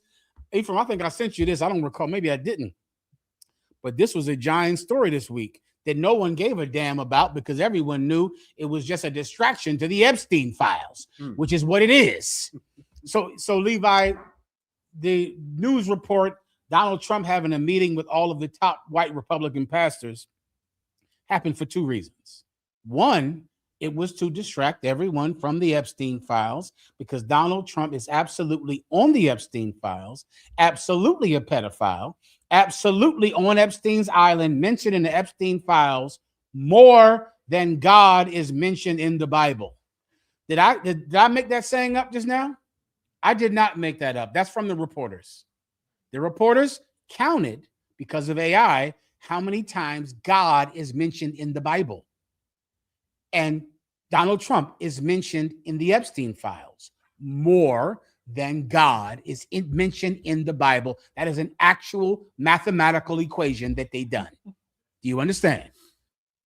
So for one, it's to distract you. He went to China this week. Distract you. Keep on distracting you. Keep your mind off the Epstein files. Two, he is preparing Christians to fight Jesus Christ. Now, that is one West doctrine. Do you know how many years we've been saying that Jesus Christ is going to return and all the countries of the earth are going to fight him and stop fighting each other? We've been teaching that since 1969. Commanding General Yohanna gave it to us sometime as soon as it was given to him. It's happening. Every white Christian now is preparing to fight the aliens. That's what I sent you. I sent you one where some Edomite girl was saying that they want you to fight Jesus Christ. Did I send it to you? I think I did. I could be wrong. But I think I sent it to you. Where some Edomite girl was saying they want you to think the angels and Jesus are aliens. That is true. They want you to believe that the coming of Jesus Christ is actually an alien invasion, so that all of you stupid, idiot white people will go and hate Jesus Christ and shoot at him and fight him. Plus, he's black, so you'll just shoot at him just on reflex. Like you do a pizza delivery man that comes to your door when he's too brown. Ephraim. There also possibly some kind of a theory of connection or correlation with aliens, quote unquote, with angels. Yeah, that's my point. They're trying to say that the angels are aliens so that you can fight the angels, so that white people will fight the aliens. I fight the angels. That's the point. What you want to remember is, if you're in the UPK, haven't we been telling you that was going to happen? We've been saying that forever. So why in the hell don't you obey? Because we've been telling you what this was going to happen. I heard this in the early 90s. I heard this, that they're going to all stop fighting each other and start to fight Jesus Christ. That they're calling the angels of God aliens so that they can unify all the countries of the world to fight the aliens, when in actuality, they're turning their weapons on Jesus Christ, and that fight is over in 1 hour. Please, good, sir. That's probably the thing they like mock us the most for. Oh, y'all believe in crack in the sky? Yeah, they did. They mocked us the most for that, Levi. If I may, sir, while you say this, right, I just remembered. I wanted to ask you this, Adawan. I'm young in the truth. No sign of Christ. However, I've heard so much over the years. Forget about it. And when I was a young man, now that I'm in the school, I've seen so many things that the UPK was talking about before I came to the school come to pass. Now, the world also, they are seeing what the Israelite been talking about in the ISUPK since forever. Yeah. What is it that stop our people from recognizing the voice of God, being that we've basically told everything that was going to happen, yet our people are still reluctant to listen to the voice of God? So if you understand my question, okay, yeah, it's a few answers. Maybe I'll condense it into two answers. Asher? They like Egypt too much. They like Egypt too much is the first answer, right? The first answer is that people, this is the condemnation of the world. Light has come into the world and our people prefer darkness rather than light.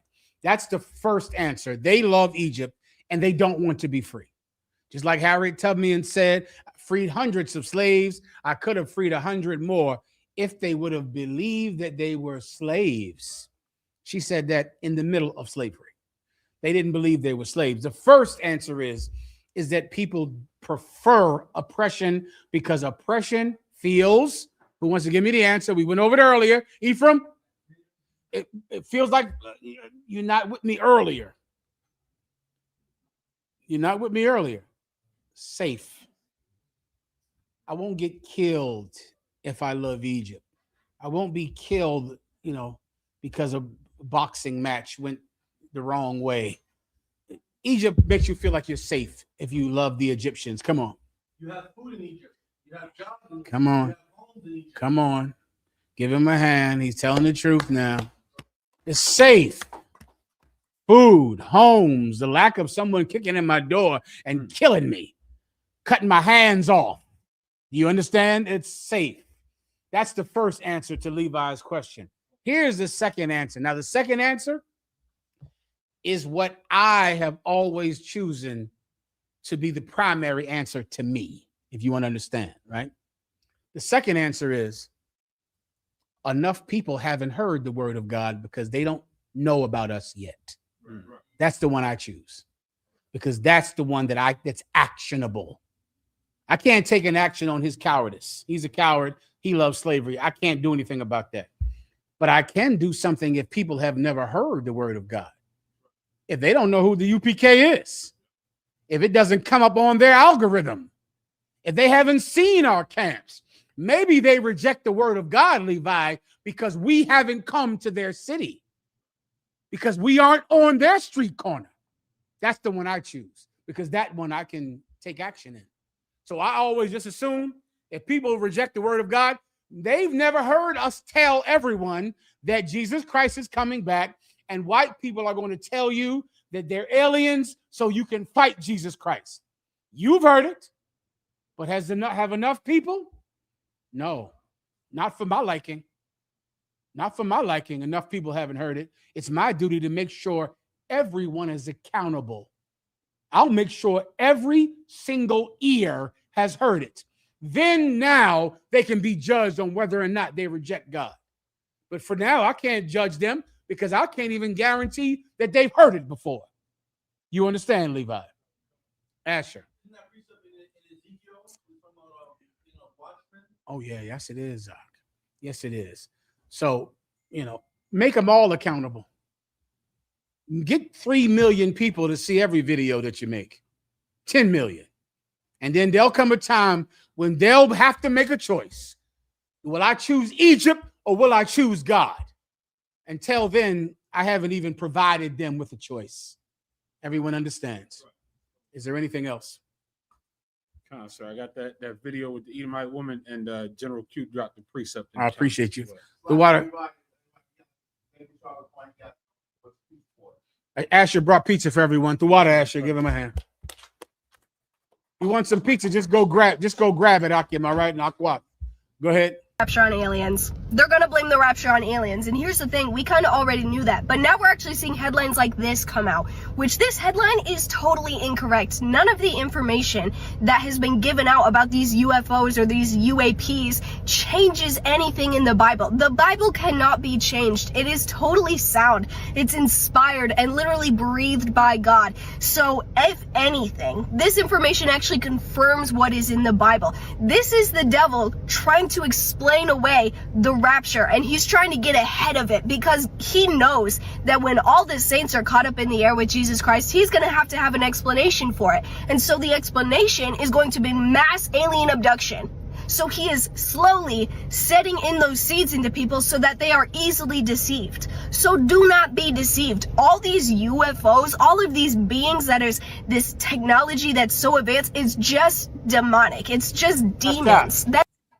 This is One West doctrine. How many hits does this video have?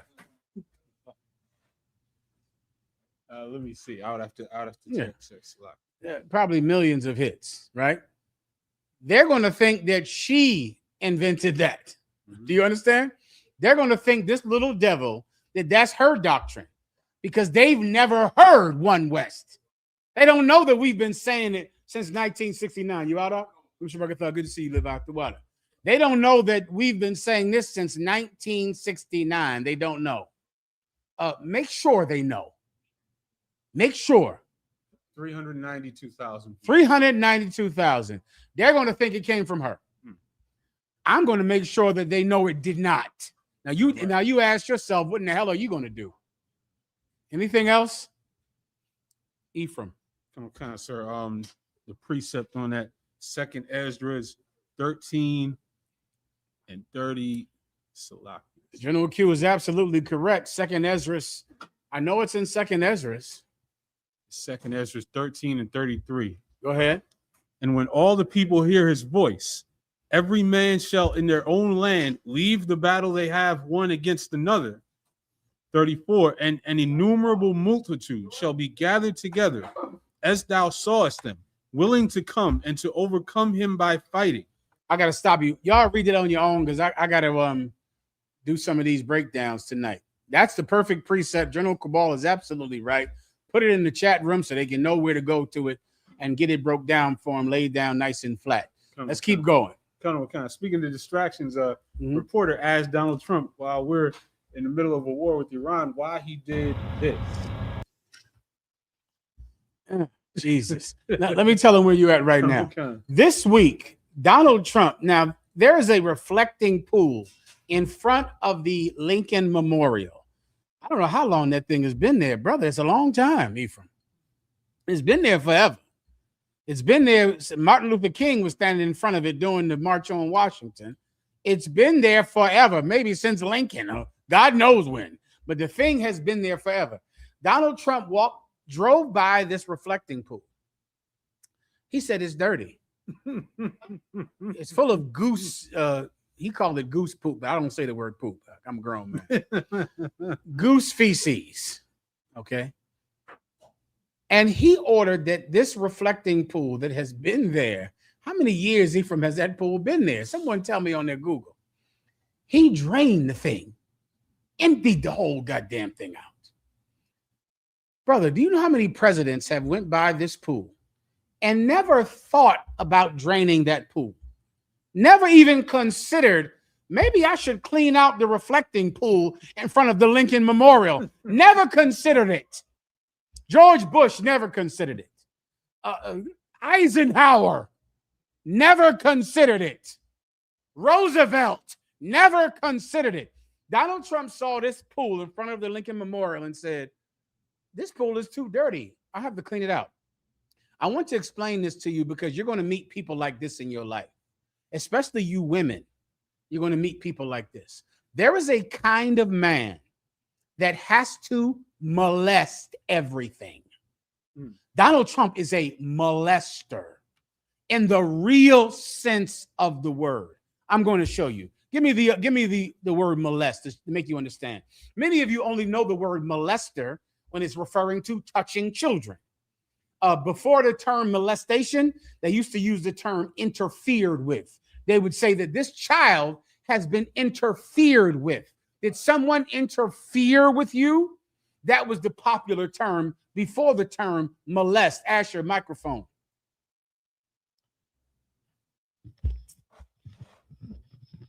I think Ephraim has a direct thing I want to use. You might also have it, but Ephraim, you know what I'm talking about. Go ahead, Asher. Molest generally means to annoy, bother, or interfere with someone. I take that, Asher. That's perfect. I had a word where they were going to use how this land in the Midwest is unmolested ground, unmolested terrain, unmolested land. That's how the term was used. If you go out to Wyoming and you see there's no roads, no bridges, no construction, you know what you would say? The land in Wyoming is unmolested land. There is a kind of person that has to molest everything. They can't leave anything alone. They have to touch it. They have to. They have to put their mark on everything.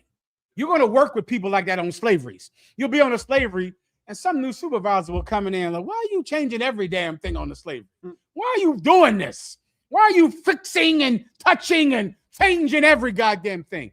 Because they are a molester. They have to touch everything. Polite. What's that cat? That farmer man. What's that cat? Farmer man, wilderness man. Oh, nature boy. Nature boy. He's a molester. In that, okay, he has people. They're living and moving about their life. Let me change how you go to the bathroom. Let me change how you raise your children. Let me change. Nature boy. I have not seen this documentary, so these are all secondhand stories. But goddamn, the stories are insane. Nature boy was telling them to defecate outside, never use the bathroom, and to step on it, to stomp all on it, because it helps the ground when it does not. It doesn't help the grass. These people had to go. He had to direct their bathroom visits. He has to. How are you peeing? Pee like this. Take a defecation like this. Where are your children at? Let me touch them. Where's your wife? He was having once a week. Nature boy would come in and say, your wife was with me this week. And he would have to have sex with your wife. You'd have to hand him your wife. The men did it. And guess what else he did? Blow my mind. He had sex with the men too, Asher. The men got to get molested. He molested children. He molested men. He molests your bathroom visits. There are people that must touch everything, Asher. He molested your house. One woman died. How did I forget Asher? Yeah, he molested your house and one woman died of it. Come on. Well, how'd she die? Because she stopped taking the medication and went on a B6 diet that instead of go on. I didn't even know. He told her to stop taking medication. He had to. He's hearing some doctor told you to take those meds. You can't believe those doctors. Don't take your meds. He must touch everything. Let me show you what Donald Trump did this week. That same reflecting pool that has been there when John F. Kennedy was the president. This is what Donald Trump did this week.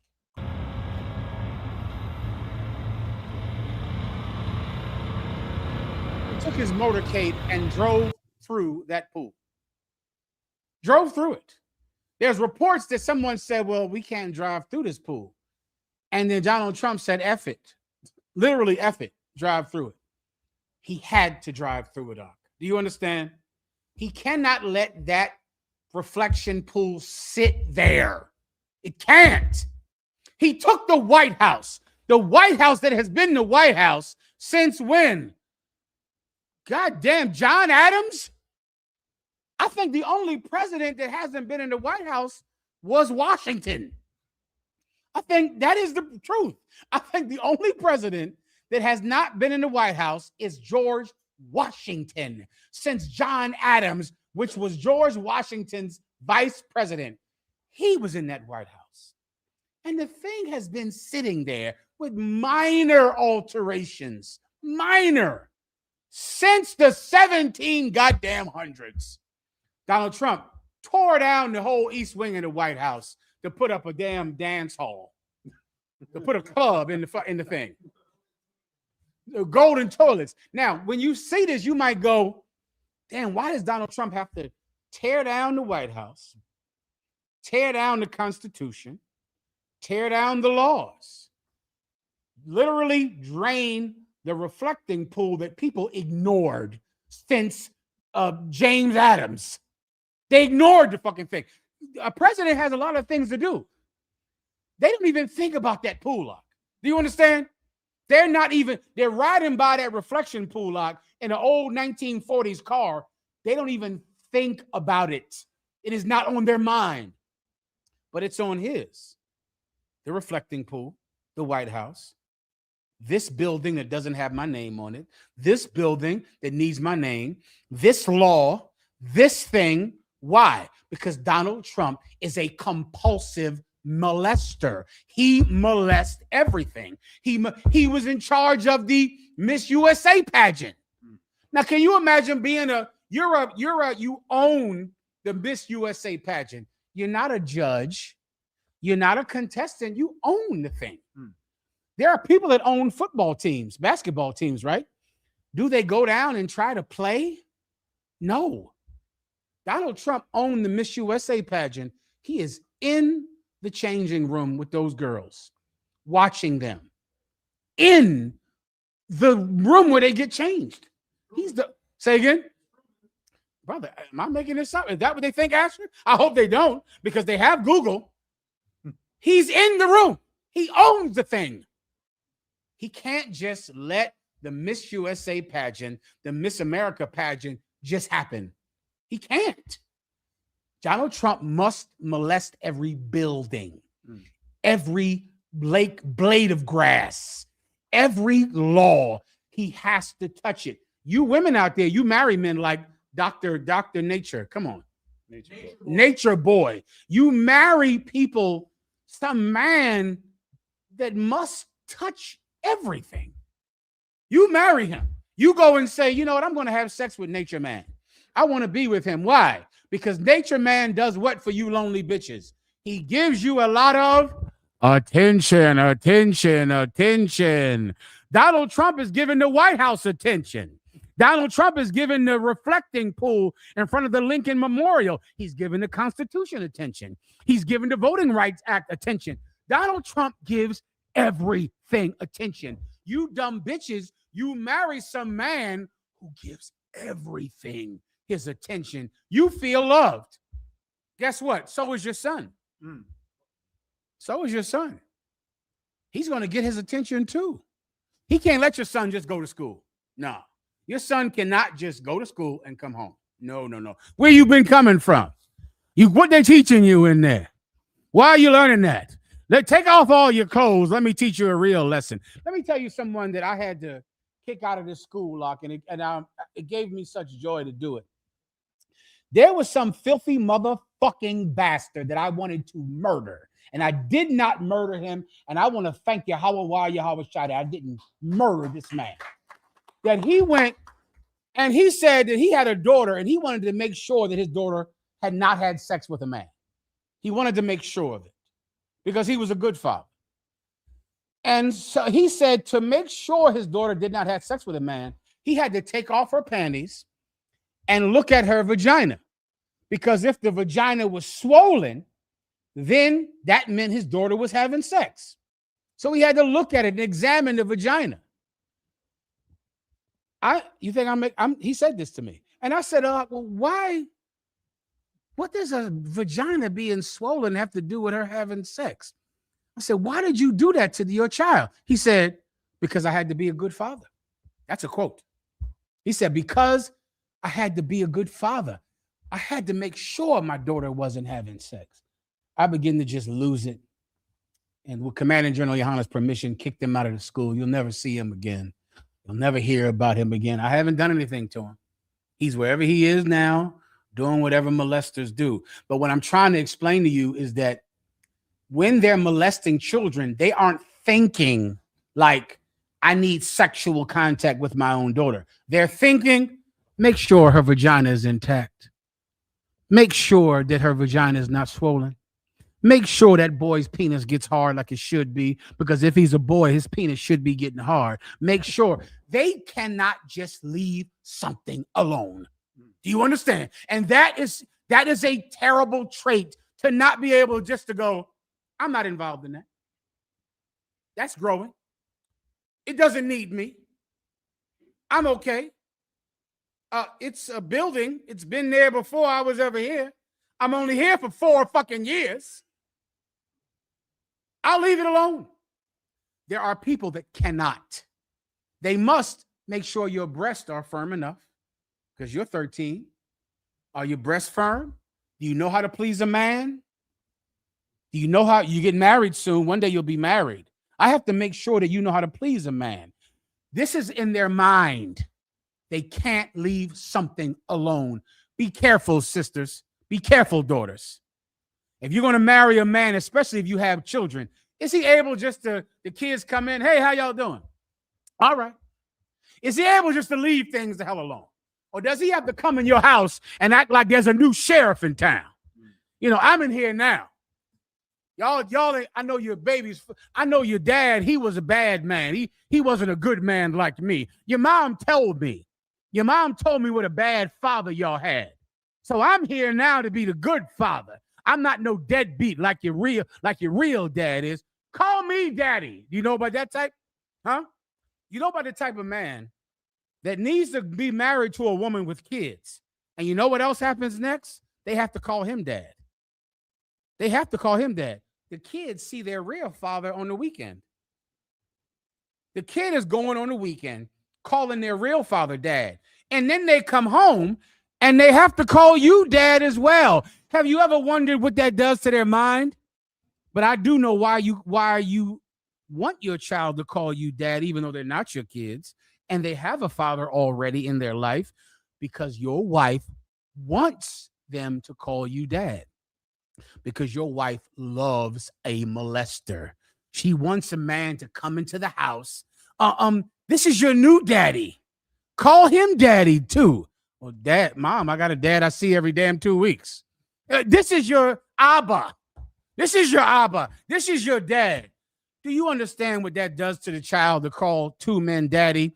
Do you know what's going to happen when their real father finds out that their child calls another man dad? Who knows what you would do if you found out something like that? Who wants to blow my mind? If you find out your daughter, who you're picking up every 2 weeks, taking to a restaurant, buying her things, you find out she's calling your ex-wife's new husband dad, give him the microphone. What would you do? What would you do, young brother? I probably do what my dad did, just show up with a gun. Give him a hand. Well said. Bien dicho. Bien dicho, young brother. Well said. Yeah. That's what happens when you find out that your child is calling another man dad. Because this man can't just marry this woman and be a pleasant father figure in their life, like a football coach or a basketball coach. No. I'm your dad now. I'm beating you like crazy. I'm in here because he is a serial molester. He can't leave anything alone. He has to interfere with everything. You better watch out for that type. You better look out for that type. Donald Trump is a molester. He molests buildings. He molests a lake. He molests the laws. He molests the Constitution. And he molested girls on Epstein's Island. Ephraim. Next story. Come on. Slack, if I may, there's a term called leaving well enough alone, and he doesn't know. Give Ephraim a hand because he's telling the truth. Leave well enough alone. Leave kids alone. That's all. Leave them alone. Leave them alone. Leave something alone. You can't, because you have a pathology. You have to interfere with everything. Is there anything else? On the topic of somebody who couldn't leave things alone, Chud the Builder. Is his name the Builder? Chud the Builder. That's what I didn't know that. Chud or chat? Chud the Builder. Well, let me tell you, Ephraim and everyone else, I think it was 2 weeks ago that we came into the online class on Thursday night. Yes, sir.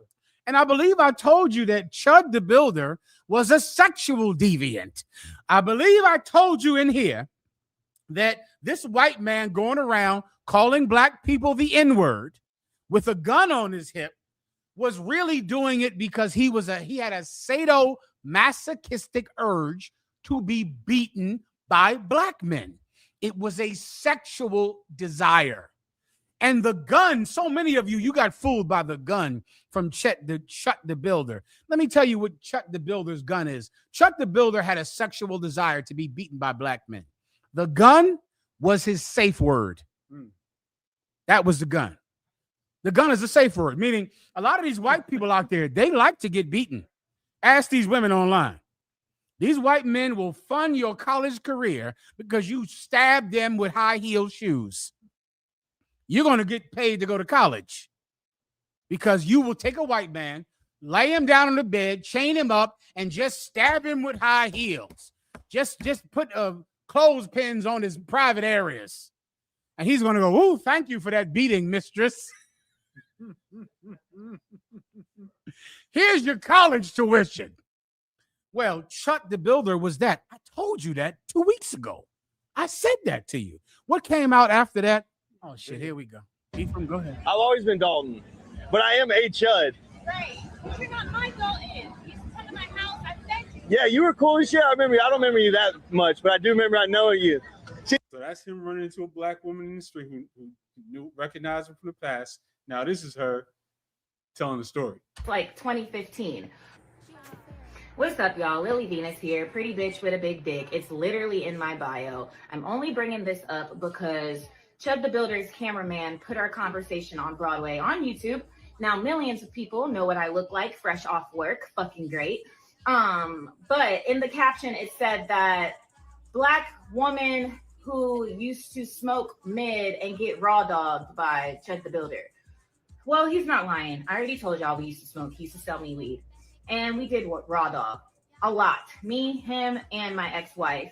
I am a professional pegger. It is no secret that I perform prostate massages, if you will, for men. I've been doing it for a very long time now. Most of my clientele is white men. We sign NDA agreements. I talk about me pegging all the time, but I never tell you names because discretion is key. Confidentiality is why my client list is so long.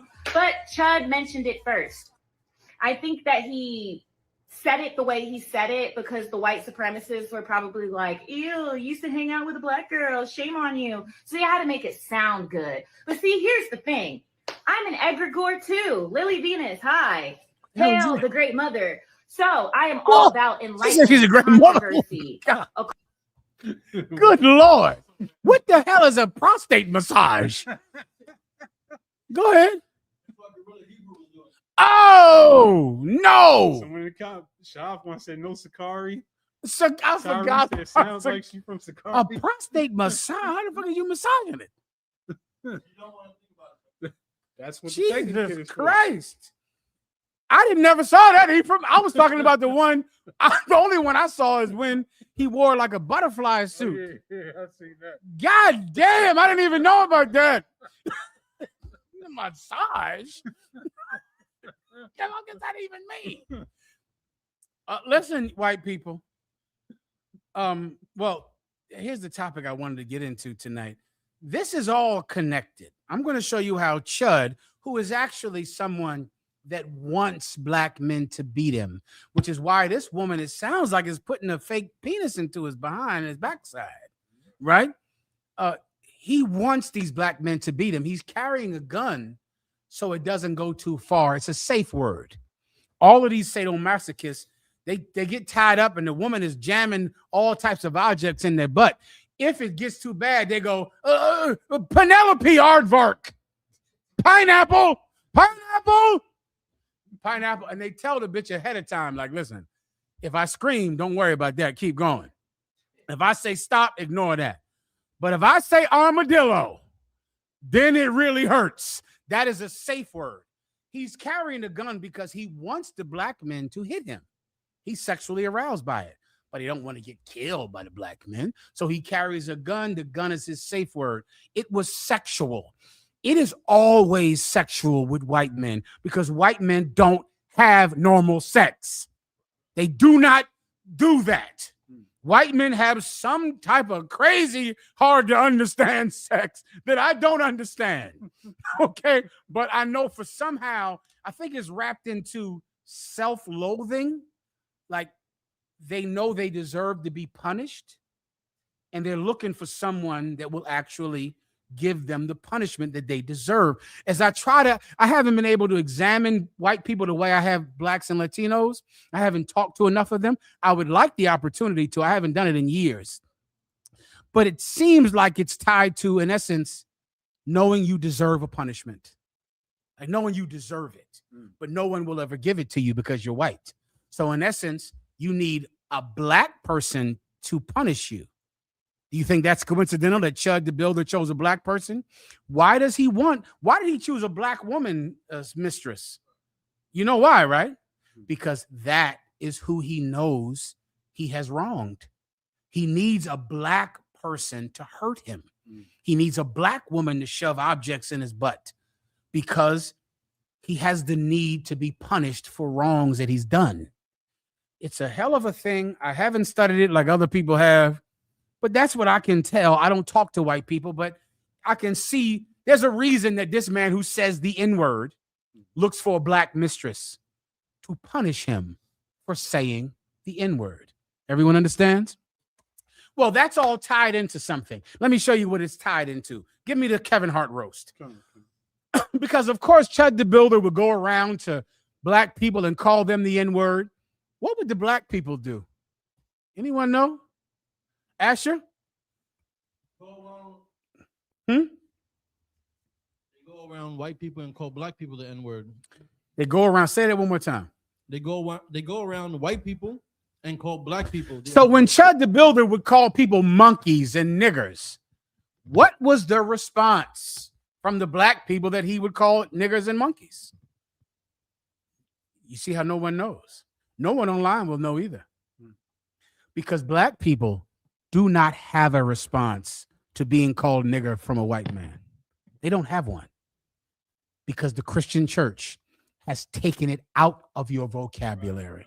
You don't have it. So when a white man says, a monkey, a nigger, a spick, a spook, a wetback, a beaner, you sit there and you go, I'm going to punch you in the face. Because you don't have a response. You don't know how to respond. Hey, you stupid Indian. Hey, you spick. I'll knock all your teeth out. You don't have a response to being racially disgraced and racially insulted.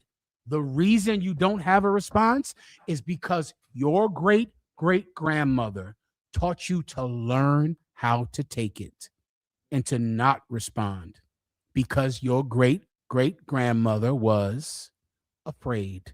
El miedo. They were scared. So now here we are, 2026. Some white man comes into you at the gas station. Hey, you spick, you beaner, you wetback, you nigger, you monkey. That's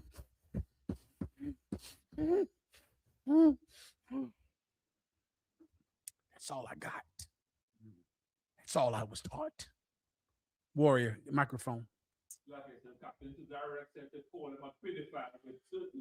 Give him a hand because Captain Tazariak knows his business.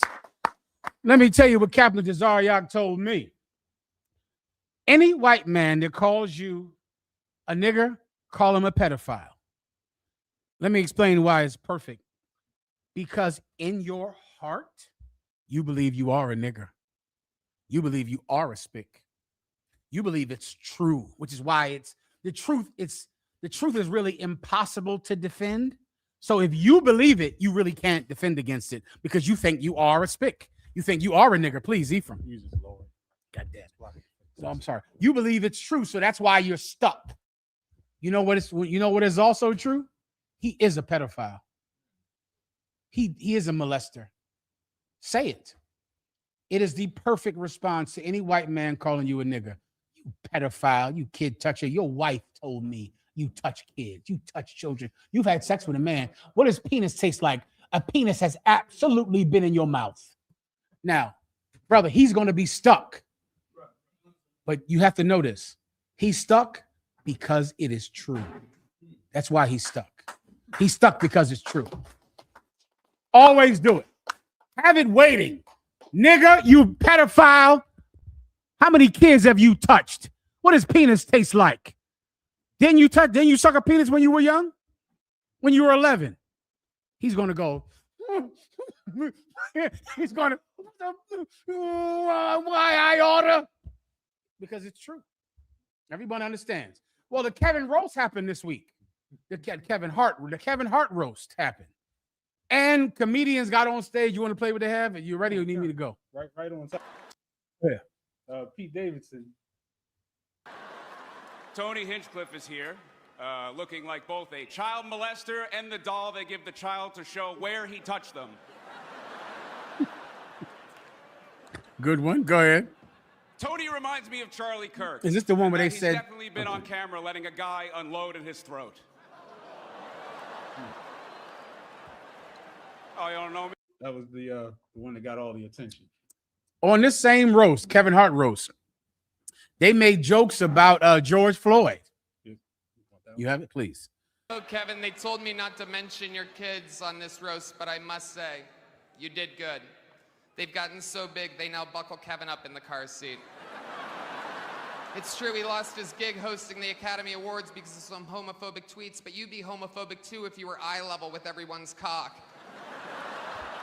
He got into a fist fight on a private plane, proof that no matter how much money black people have, they're still just gonna act like ninjas. Always fighting. Like Bill Cosby, Hart is a black comedian from Philadelphia, and like Bill Cosby, women don't know when Kevin is inside of them. You've done good though, Kevin. The black community is so proud of you. Right now, George Floyd is looking up at us all, laughing so hard that he can't breathe. Now, that joke is all over the internet because it was so dishonorable to black people. If you could, Ephraim, play me the response from Kevin Hart and from black people. Play me what they said at the roast about white people. Yes, sir. So let me pull up Kevin Hart's response. Mm-hmm. Give him a second.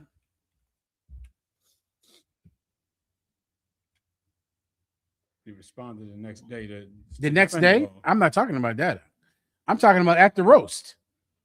Right. At the roast, there was a joke about George Floyd, a joke about calling him nigger. Just give me the jokes that Kevin Hart and the other black comedians said to disrespect white people. Just give me those at the roast. You saying you can't find them? Are you saying there are no videos of black people calling white people pedophiles? Of black people calling white people genocidal maniacs? Of black people talking about Donald Trump at the roast? So you telling me there was a roast with professional comedians? The white professional comedians had nigger jokes, had George Floyd jokes, and the black professional comedians didn't have white jokes? Yeah, I'm not surprised, Ephraim, because we don't have that vocabulary because there was a time when you were killed for saying that. So now you don't even have a comeback. You don't know what to tell Chud the Builder.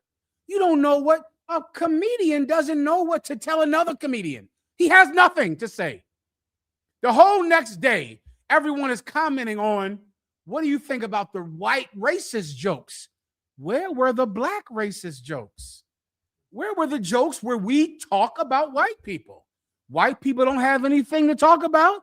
How about child molestation? How about those tiny, minuscule, itty bitty, teeny weeny penises they have? No penis jokes about white people. You know their penises are so insignificant that white women have sex with pool boys. White women have sex with the help. You want to have sex with Jeff Bezos' woman? You could. Just do some work around the house. Be the gardener. Be the pool boy. Be some cat that's in security that comes around Jeff Bezos' house. You could have sex with his wife. You could do it. You telling me a comedian doesn't know that? You don't know white men pay other black men to have sex with their wife and they sit in the corner and watch? They sit from another room? You don't know that? I thought about doing it as a career, calling myself the Hebrew Hammer. I thought about it. I thought about naming myself the Hebrew Hammer and just putting hell on these women. But that white man, he can't, he got to stay over there. He got to be in the next room on a video camera.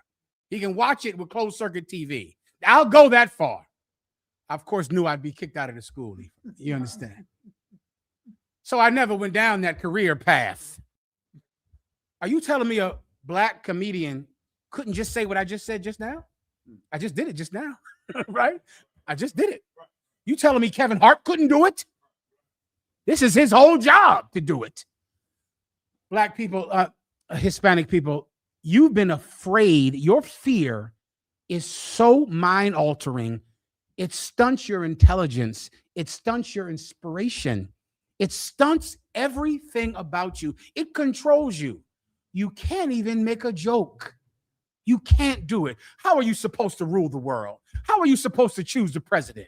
How are you supposed to rule your community, take over the city government? How is voting going to help a people that can't respond to a joke?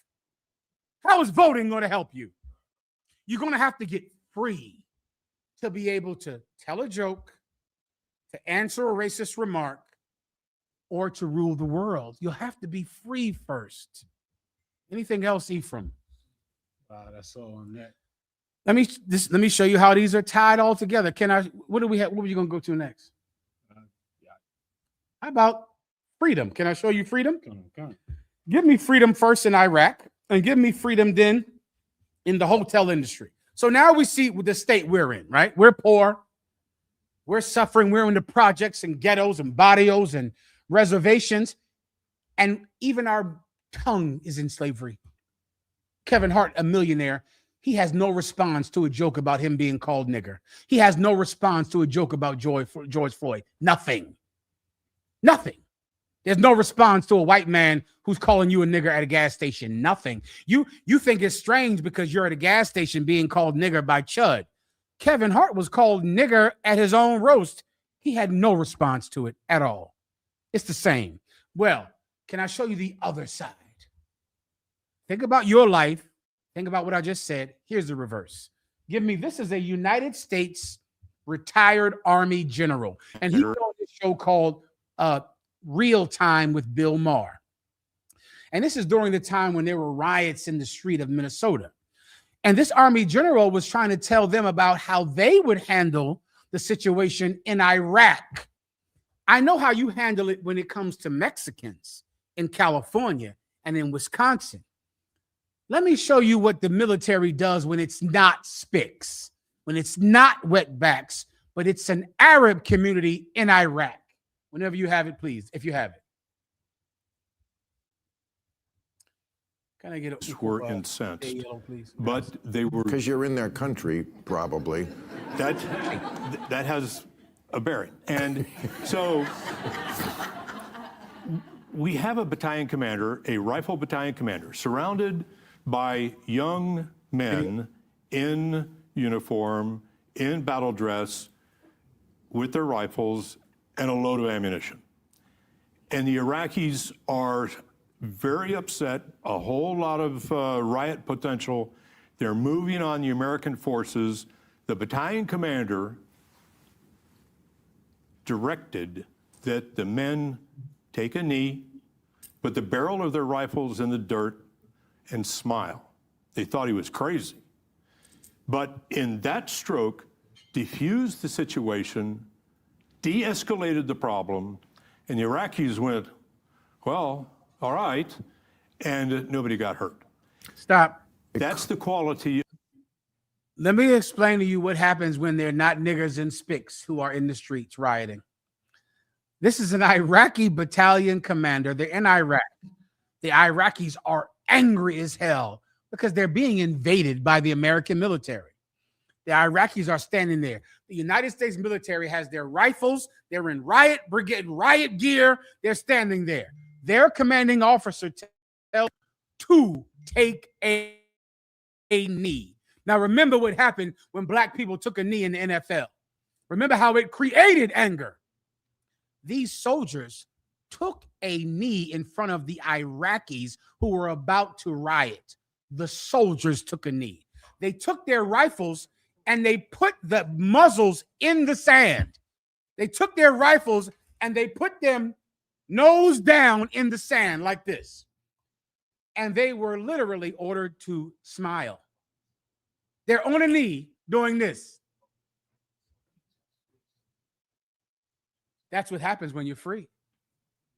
When you're a free man. When your oppressor doesn't think you grew up in church. You understand? He doesn't think you grew up Catholic. He doesn't think you grew up going to a Holy Ghost church where you dance when God's Spirit is on you. He thinks you didn't grow up Christian. So take your rifles, put them in the dirt, go down on one knee and smile. Play the video one more time so you can understand how you're treated in America. Go ahead. We have a battalion commander, a rifle battalion commander, surrounded by young men in uniform, in battle dress, with their rifles and a load of ammunition. And the Iraqis are very upset, a whole lot of riot potential. They're moving on the American forces. The battalion commander directed that the men take a knee, put the barrel of their rifles in the dirt, and smile. They thought he was crazy. But in that stroke, diffused the situation, de-escalated the problem, and the Iraqis went, well, all right, and nobody got hurt. That's the quality of the men and women that we see. That was a brilliant stroke of genius. It showed the Iraqis that you respect them, that you're not here to harm them. It showed Iraqis that you're not here to oppress us. You're not here to harm us. You got on one knee, you took out your rifles, you stuck it in the sand, and you smiled. The Iraqis left. Wouldn't it be wonderful to be treated with such consideration, seeing that you're an American citizen here? Why aren't you treated like that? That's what you have to ask yourself. Why are you murdered because a boxing match went the wrong way? Why are you killed? Why aren't they treating you with at least the same consideration they treat terrorists in Iraq? Why not? Because you went to church. That's why. Because you grew up Catholic. They know what motivates you. They know you've been to oppression. They know fear is what motivates you. They know if they make you afraid, you'll catch the Holy Ghost and dance, won't you? You'll sing. You'll light a candle in some Catholic church for your cousins that were killed. You won't fight for them. You'll go light a candle for them in mass. You're treated differently because of that. Everyone understands. Can I show you the culmination of it? So now we know how they would treat you if you were violent. That's how they treat violent Iraqis. They smile and take a knee and put their guns down. Now let's talk about voting, because voting is the other thing that you believe is the solution to oppression. Isn't that what your family teaches you? Oh, I'm from the tribe of Judah, brothers. Oh, voting. Voting is a fetish when I was growing up. You must vote. You must vote no matter what. Who cares who you vote for? Vote for somebody. Vote. Voting was like the thing that you had to do. Why? Because people died to give you the right to vote. We shall overcome. Well, while we were voting for 50 years, while we were marching, while we were singing, this week, the Voting Rights Act was struck down by the Supreme Court. Now, all of the black congressmen that you grew accustomed to, the black senators, which it was, I think it was about 5 of them. How many black congressmen did the Voting Rights Act give us? How many? The Congressional Black Caucus. You've heard of them, right? The entire Congressional Black Caucus was invented by the Voting Rights Act. They would sculpt all the black people and put them inside one section so that they could have a black congressman. And because of that, there was this thing invented called the Congressional Black Caucus, which was a creation of moving the map in a way to put all black people in one congressional district. That's how you had black congressmen. Ephraim. There's a black congressman who this week said slavery is dead, Jim Crow is dead, I don't see any racism, and we should get over it. Well, he's not going to be a congressman last week because the people that made him a congressman, that section is gone. It's gone. Well, we fought for it. Your grandmothers and grandfathers sung about it and marched for it, right? It's gone. Let me show you what you have been doing instead of voting. We know you spent 50 years voting, right? You voted for Barack Obama, Hillary Clinton. You voted. Can I just give you the alternative to voting? First of all, tell me what percentage of black people vote in America? Then I want to know what percentage of East Indians vote. Can you give me that, okay? Give them a second, and then you can get the video up while we're waiting, okay? The video's ready.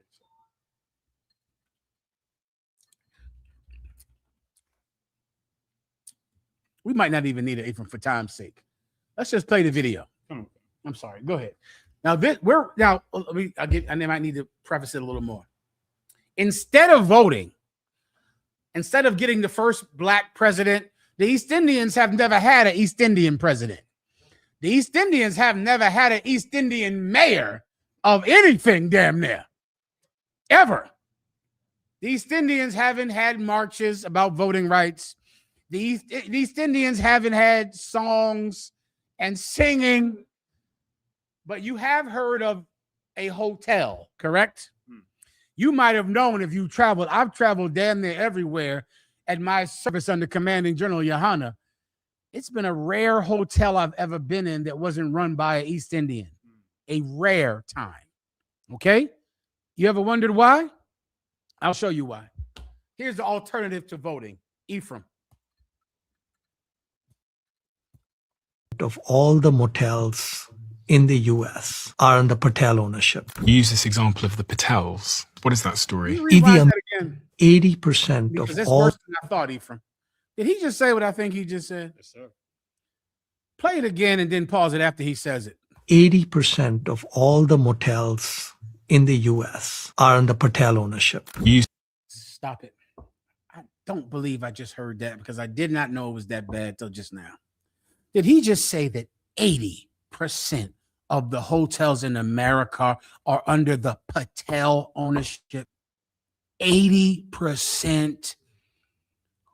And we were voting and marching. 80%. I'm going to be sick tonight. Keep going. In Uganda in the 1970s. And This example of the Patels. What is that story? Idi Amin came to power in Uganda in the 1970s. And he said Africa is for Africans. So what he did is he threw all the Patels out. It was a family? It's an ethnic group in India. The US took them in, and when they landed in the US, they basically really didn't have any skills that would allow them to get good jobs, white collar jobs in the US. What a few of them started to do was they realized that if they bought a motel, a small 10 or 20 room motel, the family could live in one or two of the rooms, and they could use the money they got out and get a bank loan and run the motel. Now, motels are very labor-intensive businesses. So what they did is when a Patel took over a motel, they fired all the staff. And the family took over all the jobs, you know, the cleaning and front desk and everything else, right? And the Patels are vegetarians, and they live a very simple life. So when a Patel took over a motel in an area, what they were able to do is they were able to undercut the prices of all the other motels in the area because they have no labor. They have no payroll. They have no workers' comp, none of those things. And so they were, if everyone else is charging $25 a night, they're charging, $19 a night. So the occupancy was higher than everyone else. And they saved their money. And then what they would do is buy the next motel, send the nephew to run it, and then buy the next motel. And this started happening in the early 70s. And when you fast forward to today. I'm going to be sick. the Patels were kicked out of Uganda because Idi Amin took over Uganda and said, Africa is for Africans. So he kicked the Indians out of Uganda. They all came and fled to America. They didn't go to college. They had no skill. They went and pulled their money together. One family, the Patels. They went and one of them they started to work in hotels. One of them bought a hotel with the money that all of them put together. When they owned a hotel, guess what they did? They fired everyone, all of the employees out of the hotel. And they worked for free, for nothing. Because they worked for free, they could lower the price of a room because they aren't even getting paid. They're living in the hotel. They're eating in the hotel. They're not getting paid. Because of that, they could undercut the other hotels. They used that and worked that until buying another hotel and buying another one. And it's so much labor, and they're vegetarians. They're not even eating. And they own 80% of the hotels. Where's the Indian president? Where's the Indian college fund? Where's the Indian? How many Indians are fighting for college and college? Do you understand what you could have done instead of voting? You could own 80% of the hotels in America. But instead you voted because Martin Luther King told you to vote. Instead you voted. You could own 80% of the hotels in this country. You could have zero unemployment. Zero child support courts, zero brothers going to jail because they had to steal and rob someone for money. You voted and you got prisons to put you in when you steal, prisons to put you in when you sell drugs. You see what you could have done if Commanding General Yohana was your leader instead of Martin Luther King. You see what you could have done with your time. Let me tell you what else happened because of that. Because instead of getting a hotel, working for free, living in the hotel, sleeping in the hotel, eating in the hotel until we come up, you know what you did? You fetishized being a doctor. That's what you did. That's what black people did. That's what we all did. We didn't become the Patels, which you never heard of, which get no shine, no glory. No one says, I'm a doctor, listen to me. I'm smart, I'm a doctor. Because of that, you fought to become a doctor. And when you didn't become a doctor, you were ashamed that you didn't become a doctor. There was a sister this week. Her name is called the Honorable Dr. Cheyenne Bryant. She's been coming out for about 4 years. I've seen that tail on TV everywhere I look and telling everyone that she's a doctor. She's been a practicing psychiatrist. She has a doctoral degree, Asha, which that word is not a word. I went to a school, Argosy University. Doctorate, but there's no such thing as a doctoral degree. I've seen her for years, and I just scroll by it like she's not a doctor. Okay. Now, come to find out, someone searched for her thesis. If you have a doctorate, you have to have a thesis. A thesis means you have researched something that no one else has ever researched, this specific thing ever. I've seen people get doctorates, brother, in hip hop, all kinds of stupid shit. You can say, well, listen, what effect does ice have in a glass at this percentage of degrees? That's your doctorate. Am I making this up? I am not. I am not making this up. It just has to be something that no one else has done, that you added to scholarship by researching this thing. And it absolutely could be ice in a cup. And that is not an exaggeration. They couldn't find her doctorate at all because she's not a doctor. Now, you've heard, raise your hand if you don't know what I'm talking about. Everyone knows, you know, okay, this is some broad, she's a nut, she's a self-help guru. She helps people, with their relationships, with being better people. The problem is Black people don't listen to you unless you say, I'm a doctor. You get my point? The Hispanic tribes, you know what I'm talking about? This is not the same thing among the Hispanic tribes. Asher? You're allowed to say that at camp. Yeah, we'll say what? I'm a doctor. And here you can't. But if we could, My God, they'd make you king of Brooklyn if you could. Everybody understand. Please, Simeon. The Simeon tribe, we use the term maestro, which is Maestro. teacher. So that's Professor is the same thing. Yeah, we use it like Maestro de Dios, Maestro de Biblia. Yeah, we just don't take the doctor, but we say maestro, like to say sir, but you really don't have, teaching. Exactly.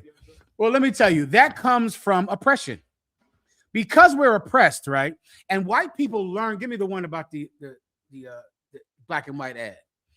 White people learn something about us that is so true. I can't speak for the Hispanic or the North American Indian or the Benjamite tribes well, but I do understand the tribe of Judah. Okay. And it is something in the tribe of Judah that is so, it's a sickness, and it's been around, I think for thousands of years. Okay. Let me explain it to you. This is the reason that Cheyenne Bryant had to lie about being a doctor. And she's not the only one. I'm sorry, give me the historical one about where it comes from in history. You have that yet? This is there was a man named W.E.B. Du Bois. W.E.B. Du Bois was an actual PhD doctor, right? Then you had, what's the cat with the peanut? George Washington Carver. Was he a doctor? I think he might have been a doctor as well, but I'm not sure. Okay. But definitely when W.E.B. Du Bois got famous, right? Black people began to say, damn, he's a doctor. They listened to him because he was a doctor, because he said he was a doctor. Now, he was a doctor. Since then, it is almost a fetish or a prerequisite in the Black community that if we're going to pay you attention, you must say that you're a doctor. Polite was a doctor. Dr. Polite. Doctor this, doctor that, doctor this, doctor that. Go ahead. Dr. Umar Johnson. Listen, and it did not start with Umar Johnson. It is as old as the 1800s. It is that old. Every Black person has to go, the Honorable Dr. Theodore Roosevelt Washington III. All these preachers are doctors. You don't know that? Look at the front of the church. Who's your pastor? The Reverend Dr. Ebenezer Baptist Theophistical Church. It is in our culture to do it. White people know it. I'm going to try to explain to you why you must be a doctor for Black people to listen to you. Do you have it? Go ahead, please. Colonel Khan. Historically, Black civil rights leaders and activists have used the title doctor to command respect. To do what? To command respect. To do what? To command respect. There is a sickness in the tribe of Judah, in Black people. I cannot speak for other tribes, but you brothers who are those tribes can. There is a sickness that the only people that can heal us are people that have never had the sickness. And that is a terrible idea. In essence, I'm going to help you because you're poor. I'm going to help you because you're in the ghetto. Who am I? I'm not poor and I don't live in the ghetto. Somehow that's what we want. And I don't even know if I can describe this to somebody, but I'm going to help you. Black people are being oppressed. Black people are not allowed to have jobs. Black people are not allowed to have money. Who am I? A Black man with money and with a job. But I thought you said Black people were oppressed and Black people couldn't have jobs. Do you understand that we listen to Black people when they say white people are oppressing us? White people won't let us move into white neighborhoods. White people won't let us have money. Who am I? I'm a Black man with money and I live in a white neighborhood. Do you understand that the success that your leader has means that white people are not oppressing us? Black people can't go to college. Black people can't get an education. What's your name, sir? Oh, I'm the Dr. MAHAYAMAN. I have an education and I went to Harvard University. Well, then what in the fuck are we talking about then? Martin Luther King, Jesus, I'm going to go sick. Martin Luther King marched up and down America because Black people were being oppressed. Black people were being forced to be segregated. Black people were not allowed opportunities. Give me what school Martin Luther King went to.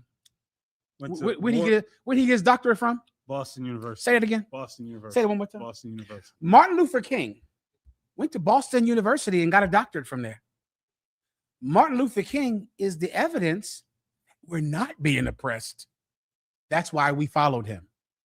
Black people will not follow a poor man who says, I will help the poor. They will not follow a man who is being oppressed, who says, I will help you get out of oppression. We follow a black man who went to a white college and who's not been oppressed at all and who grew up rich. Martin Luther King grew up rich. He went to Boston University. Was it on a scholarship, Ephraim? Who wants to blow my mind with the answer? No. It wasn't a scholarship. And they let him in what, 1960, 50? We have a problem, black people. Let me tell you what you are. You're a black person who wants to get off of drugs, but you cannot learn from someone who's a former drug addict. Guess who is the best person to teach you if you want to get off of drugs? Who wants to know? A former drug addict. He's the best one. It's like saying, hey, Asher, teach me how to get off of drugs, but I'll only listen to you if you have never tried drugs. What in the fuck is the point then? I need someone who has been through this. Black people don't want someone who has been through it. I'm born in the ghetto. Help me with oppression. You cannot be oppressed. You have to be rich, and you went to Boston College, and your father is rich. Teach me how to get rid of oppression, even though you've never been through it. We want that. Do I need more proof? Give me the commercial from the 1960s. Watch this carefully. This is why Cheyenne Bryant had to lie, or else you would have never heard of her. She had to lie, or else you would have never listened to Cheyenne Bryant. I'm sorry, please. Or wants to sell to the Negro customer should know about some of these habits. 3 habits in particular play a big part in every sales transaction. To begin with, most Negroes buy by brand. They ask for products by name. They're quick to turn down off brands. Do you wonder why? Well, listen to what this customer is thinking. That last hat I bought just didn't hold up at all. You see, for a long time, the Negro has been sold a lot of shoddy, second-class merchandise. So now he asks for name brands in order to make sure he gets his money's worth. Buying by brand, that's the first important Negro buying habit. Stop. Now for the habits in particular. Brother, I don't think I'm even translating this well to someone who is not black, but I'm trying to do it. To be black, right? You are buying for because she's a doctor. That's why you're listening to her, because that's the brand. Because in your mind, you can never be poor up here. You understand? You're rich up here. You're still rich. You know when this video came out where you had to buy name brand and you had to have things with a name on it and your suit had to be the fanciest? This is out before civil rights. This is out with people that are going to complain about what? Being poor. These people that made this video are going to march in the streets because they cannot afford fancy clothing. Here's a commercial for them to buy fancy clothing because they can afford it. You understand? Because in their head, they have to be rich. They have to be rich up here. So I have nothing. I'm walking into the store. Does this have red bottoms? This ain't expensive enough. Is this Gucci? Okay, I'll buy it if it's Gucci. Where's the march at for jobs that I'll be at next week because black people don't have any money? Where's the march at where we can take a knee because we're being oppressed? Tell me when the march is. But first, I need to get to the Gucci store to buy these Guccis so I can go march about oppression in Gucci's. I don't know if I'm even explaining this because it's so mental, But I lived the thing about black people. We being oppressed, man. We being oppressed. Hold on, let me see if I can buy this big giant gold chain first. Hold up. How much is that? $3,000. I'll take it. I'll wear this down to the public enemy to the public enemy march. When I wear a $3,000 gold chain and Michael Jordan sneakers that cost $400, after I get them, I'm going to march on this government for taking away opportunities from us. I don't know if I can even explain it, but it's up here. It's here like I am not poor. I am rich. I'm a king. My women are what? My women are black women, queens. All of us are queens. Where are we going? The projects. We're queens and we're kings. And we have Gucci sneakers on. And we're marching because we can't get money. Well, black people, look what you did to Cheyenne Bryant. Look what you did to the woman. Cheyenne Bryant's only mistake was that she should have just named herself a preacher and then nobody would care. That's all. If Cheyenne Bryant was the Honorable Reverend Dr. Cheyenne Bryant, no one would give a damn because your preacher is lying about being a doctor too. He's lying. No one cares because he has to lie because you buy things according to the name brand. Do you understand? They have to lie because you won't even listen to them unless they're Gucci, they're Prada, they're a doctor. Everyone understands. That's the best I can do. I'm trying, but I don't think it's even translating. Go ahead, Ephraim. Oh, Con, that's all on that video. The water. Now, should I do? I don't want to jam up across the line. Should I do the last one? Oh shit! God damn it! What time it is? Come on, Ephraim. You're supposed to be stopping me when the time runs by. He's on a roll, sir. Oh Lord, that's Salakia bottom. I think I probably should stop it next Thursday. If you can hang on till next Thursday, Purple Pigs out there, listen carefully. I know you tuned in this week to hear me talk about you. I promise you, Purple Pigs, I'm going to talk about you next Thursday. I promise you. I'm going to talk about the IUIC next Thursday.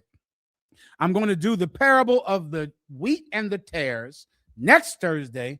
And I absolutely will talk about Nasty Nate. Nasty Nate of the IUIC has had sex with a man. He's tasted a penis. He knows what a penis tastes like. He absolutely does. He knows the flavor of penis. He knows whether it's watermelon or sour apple. He knows. I'll talk about that next Thursday. I have got to end the class because I went way too long. Lo siento. My apologies. No, Ephraim, it's my fault. Give Ephraim a hand.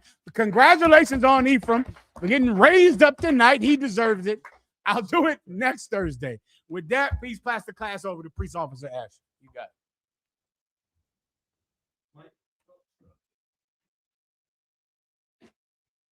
All right, we're gonna give one courtesy salute. Men Amadyam, which means to stand. Amadu Shabbat. Amadyam. Barak. Yajmatah. Sorry, face the sisters. Sisters in the class and on stream, if y'all can stand. Amadyam. Men of Israel. Amadyam Shabbat. Amadyam. Barak. Yajmatah. Class dismissed.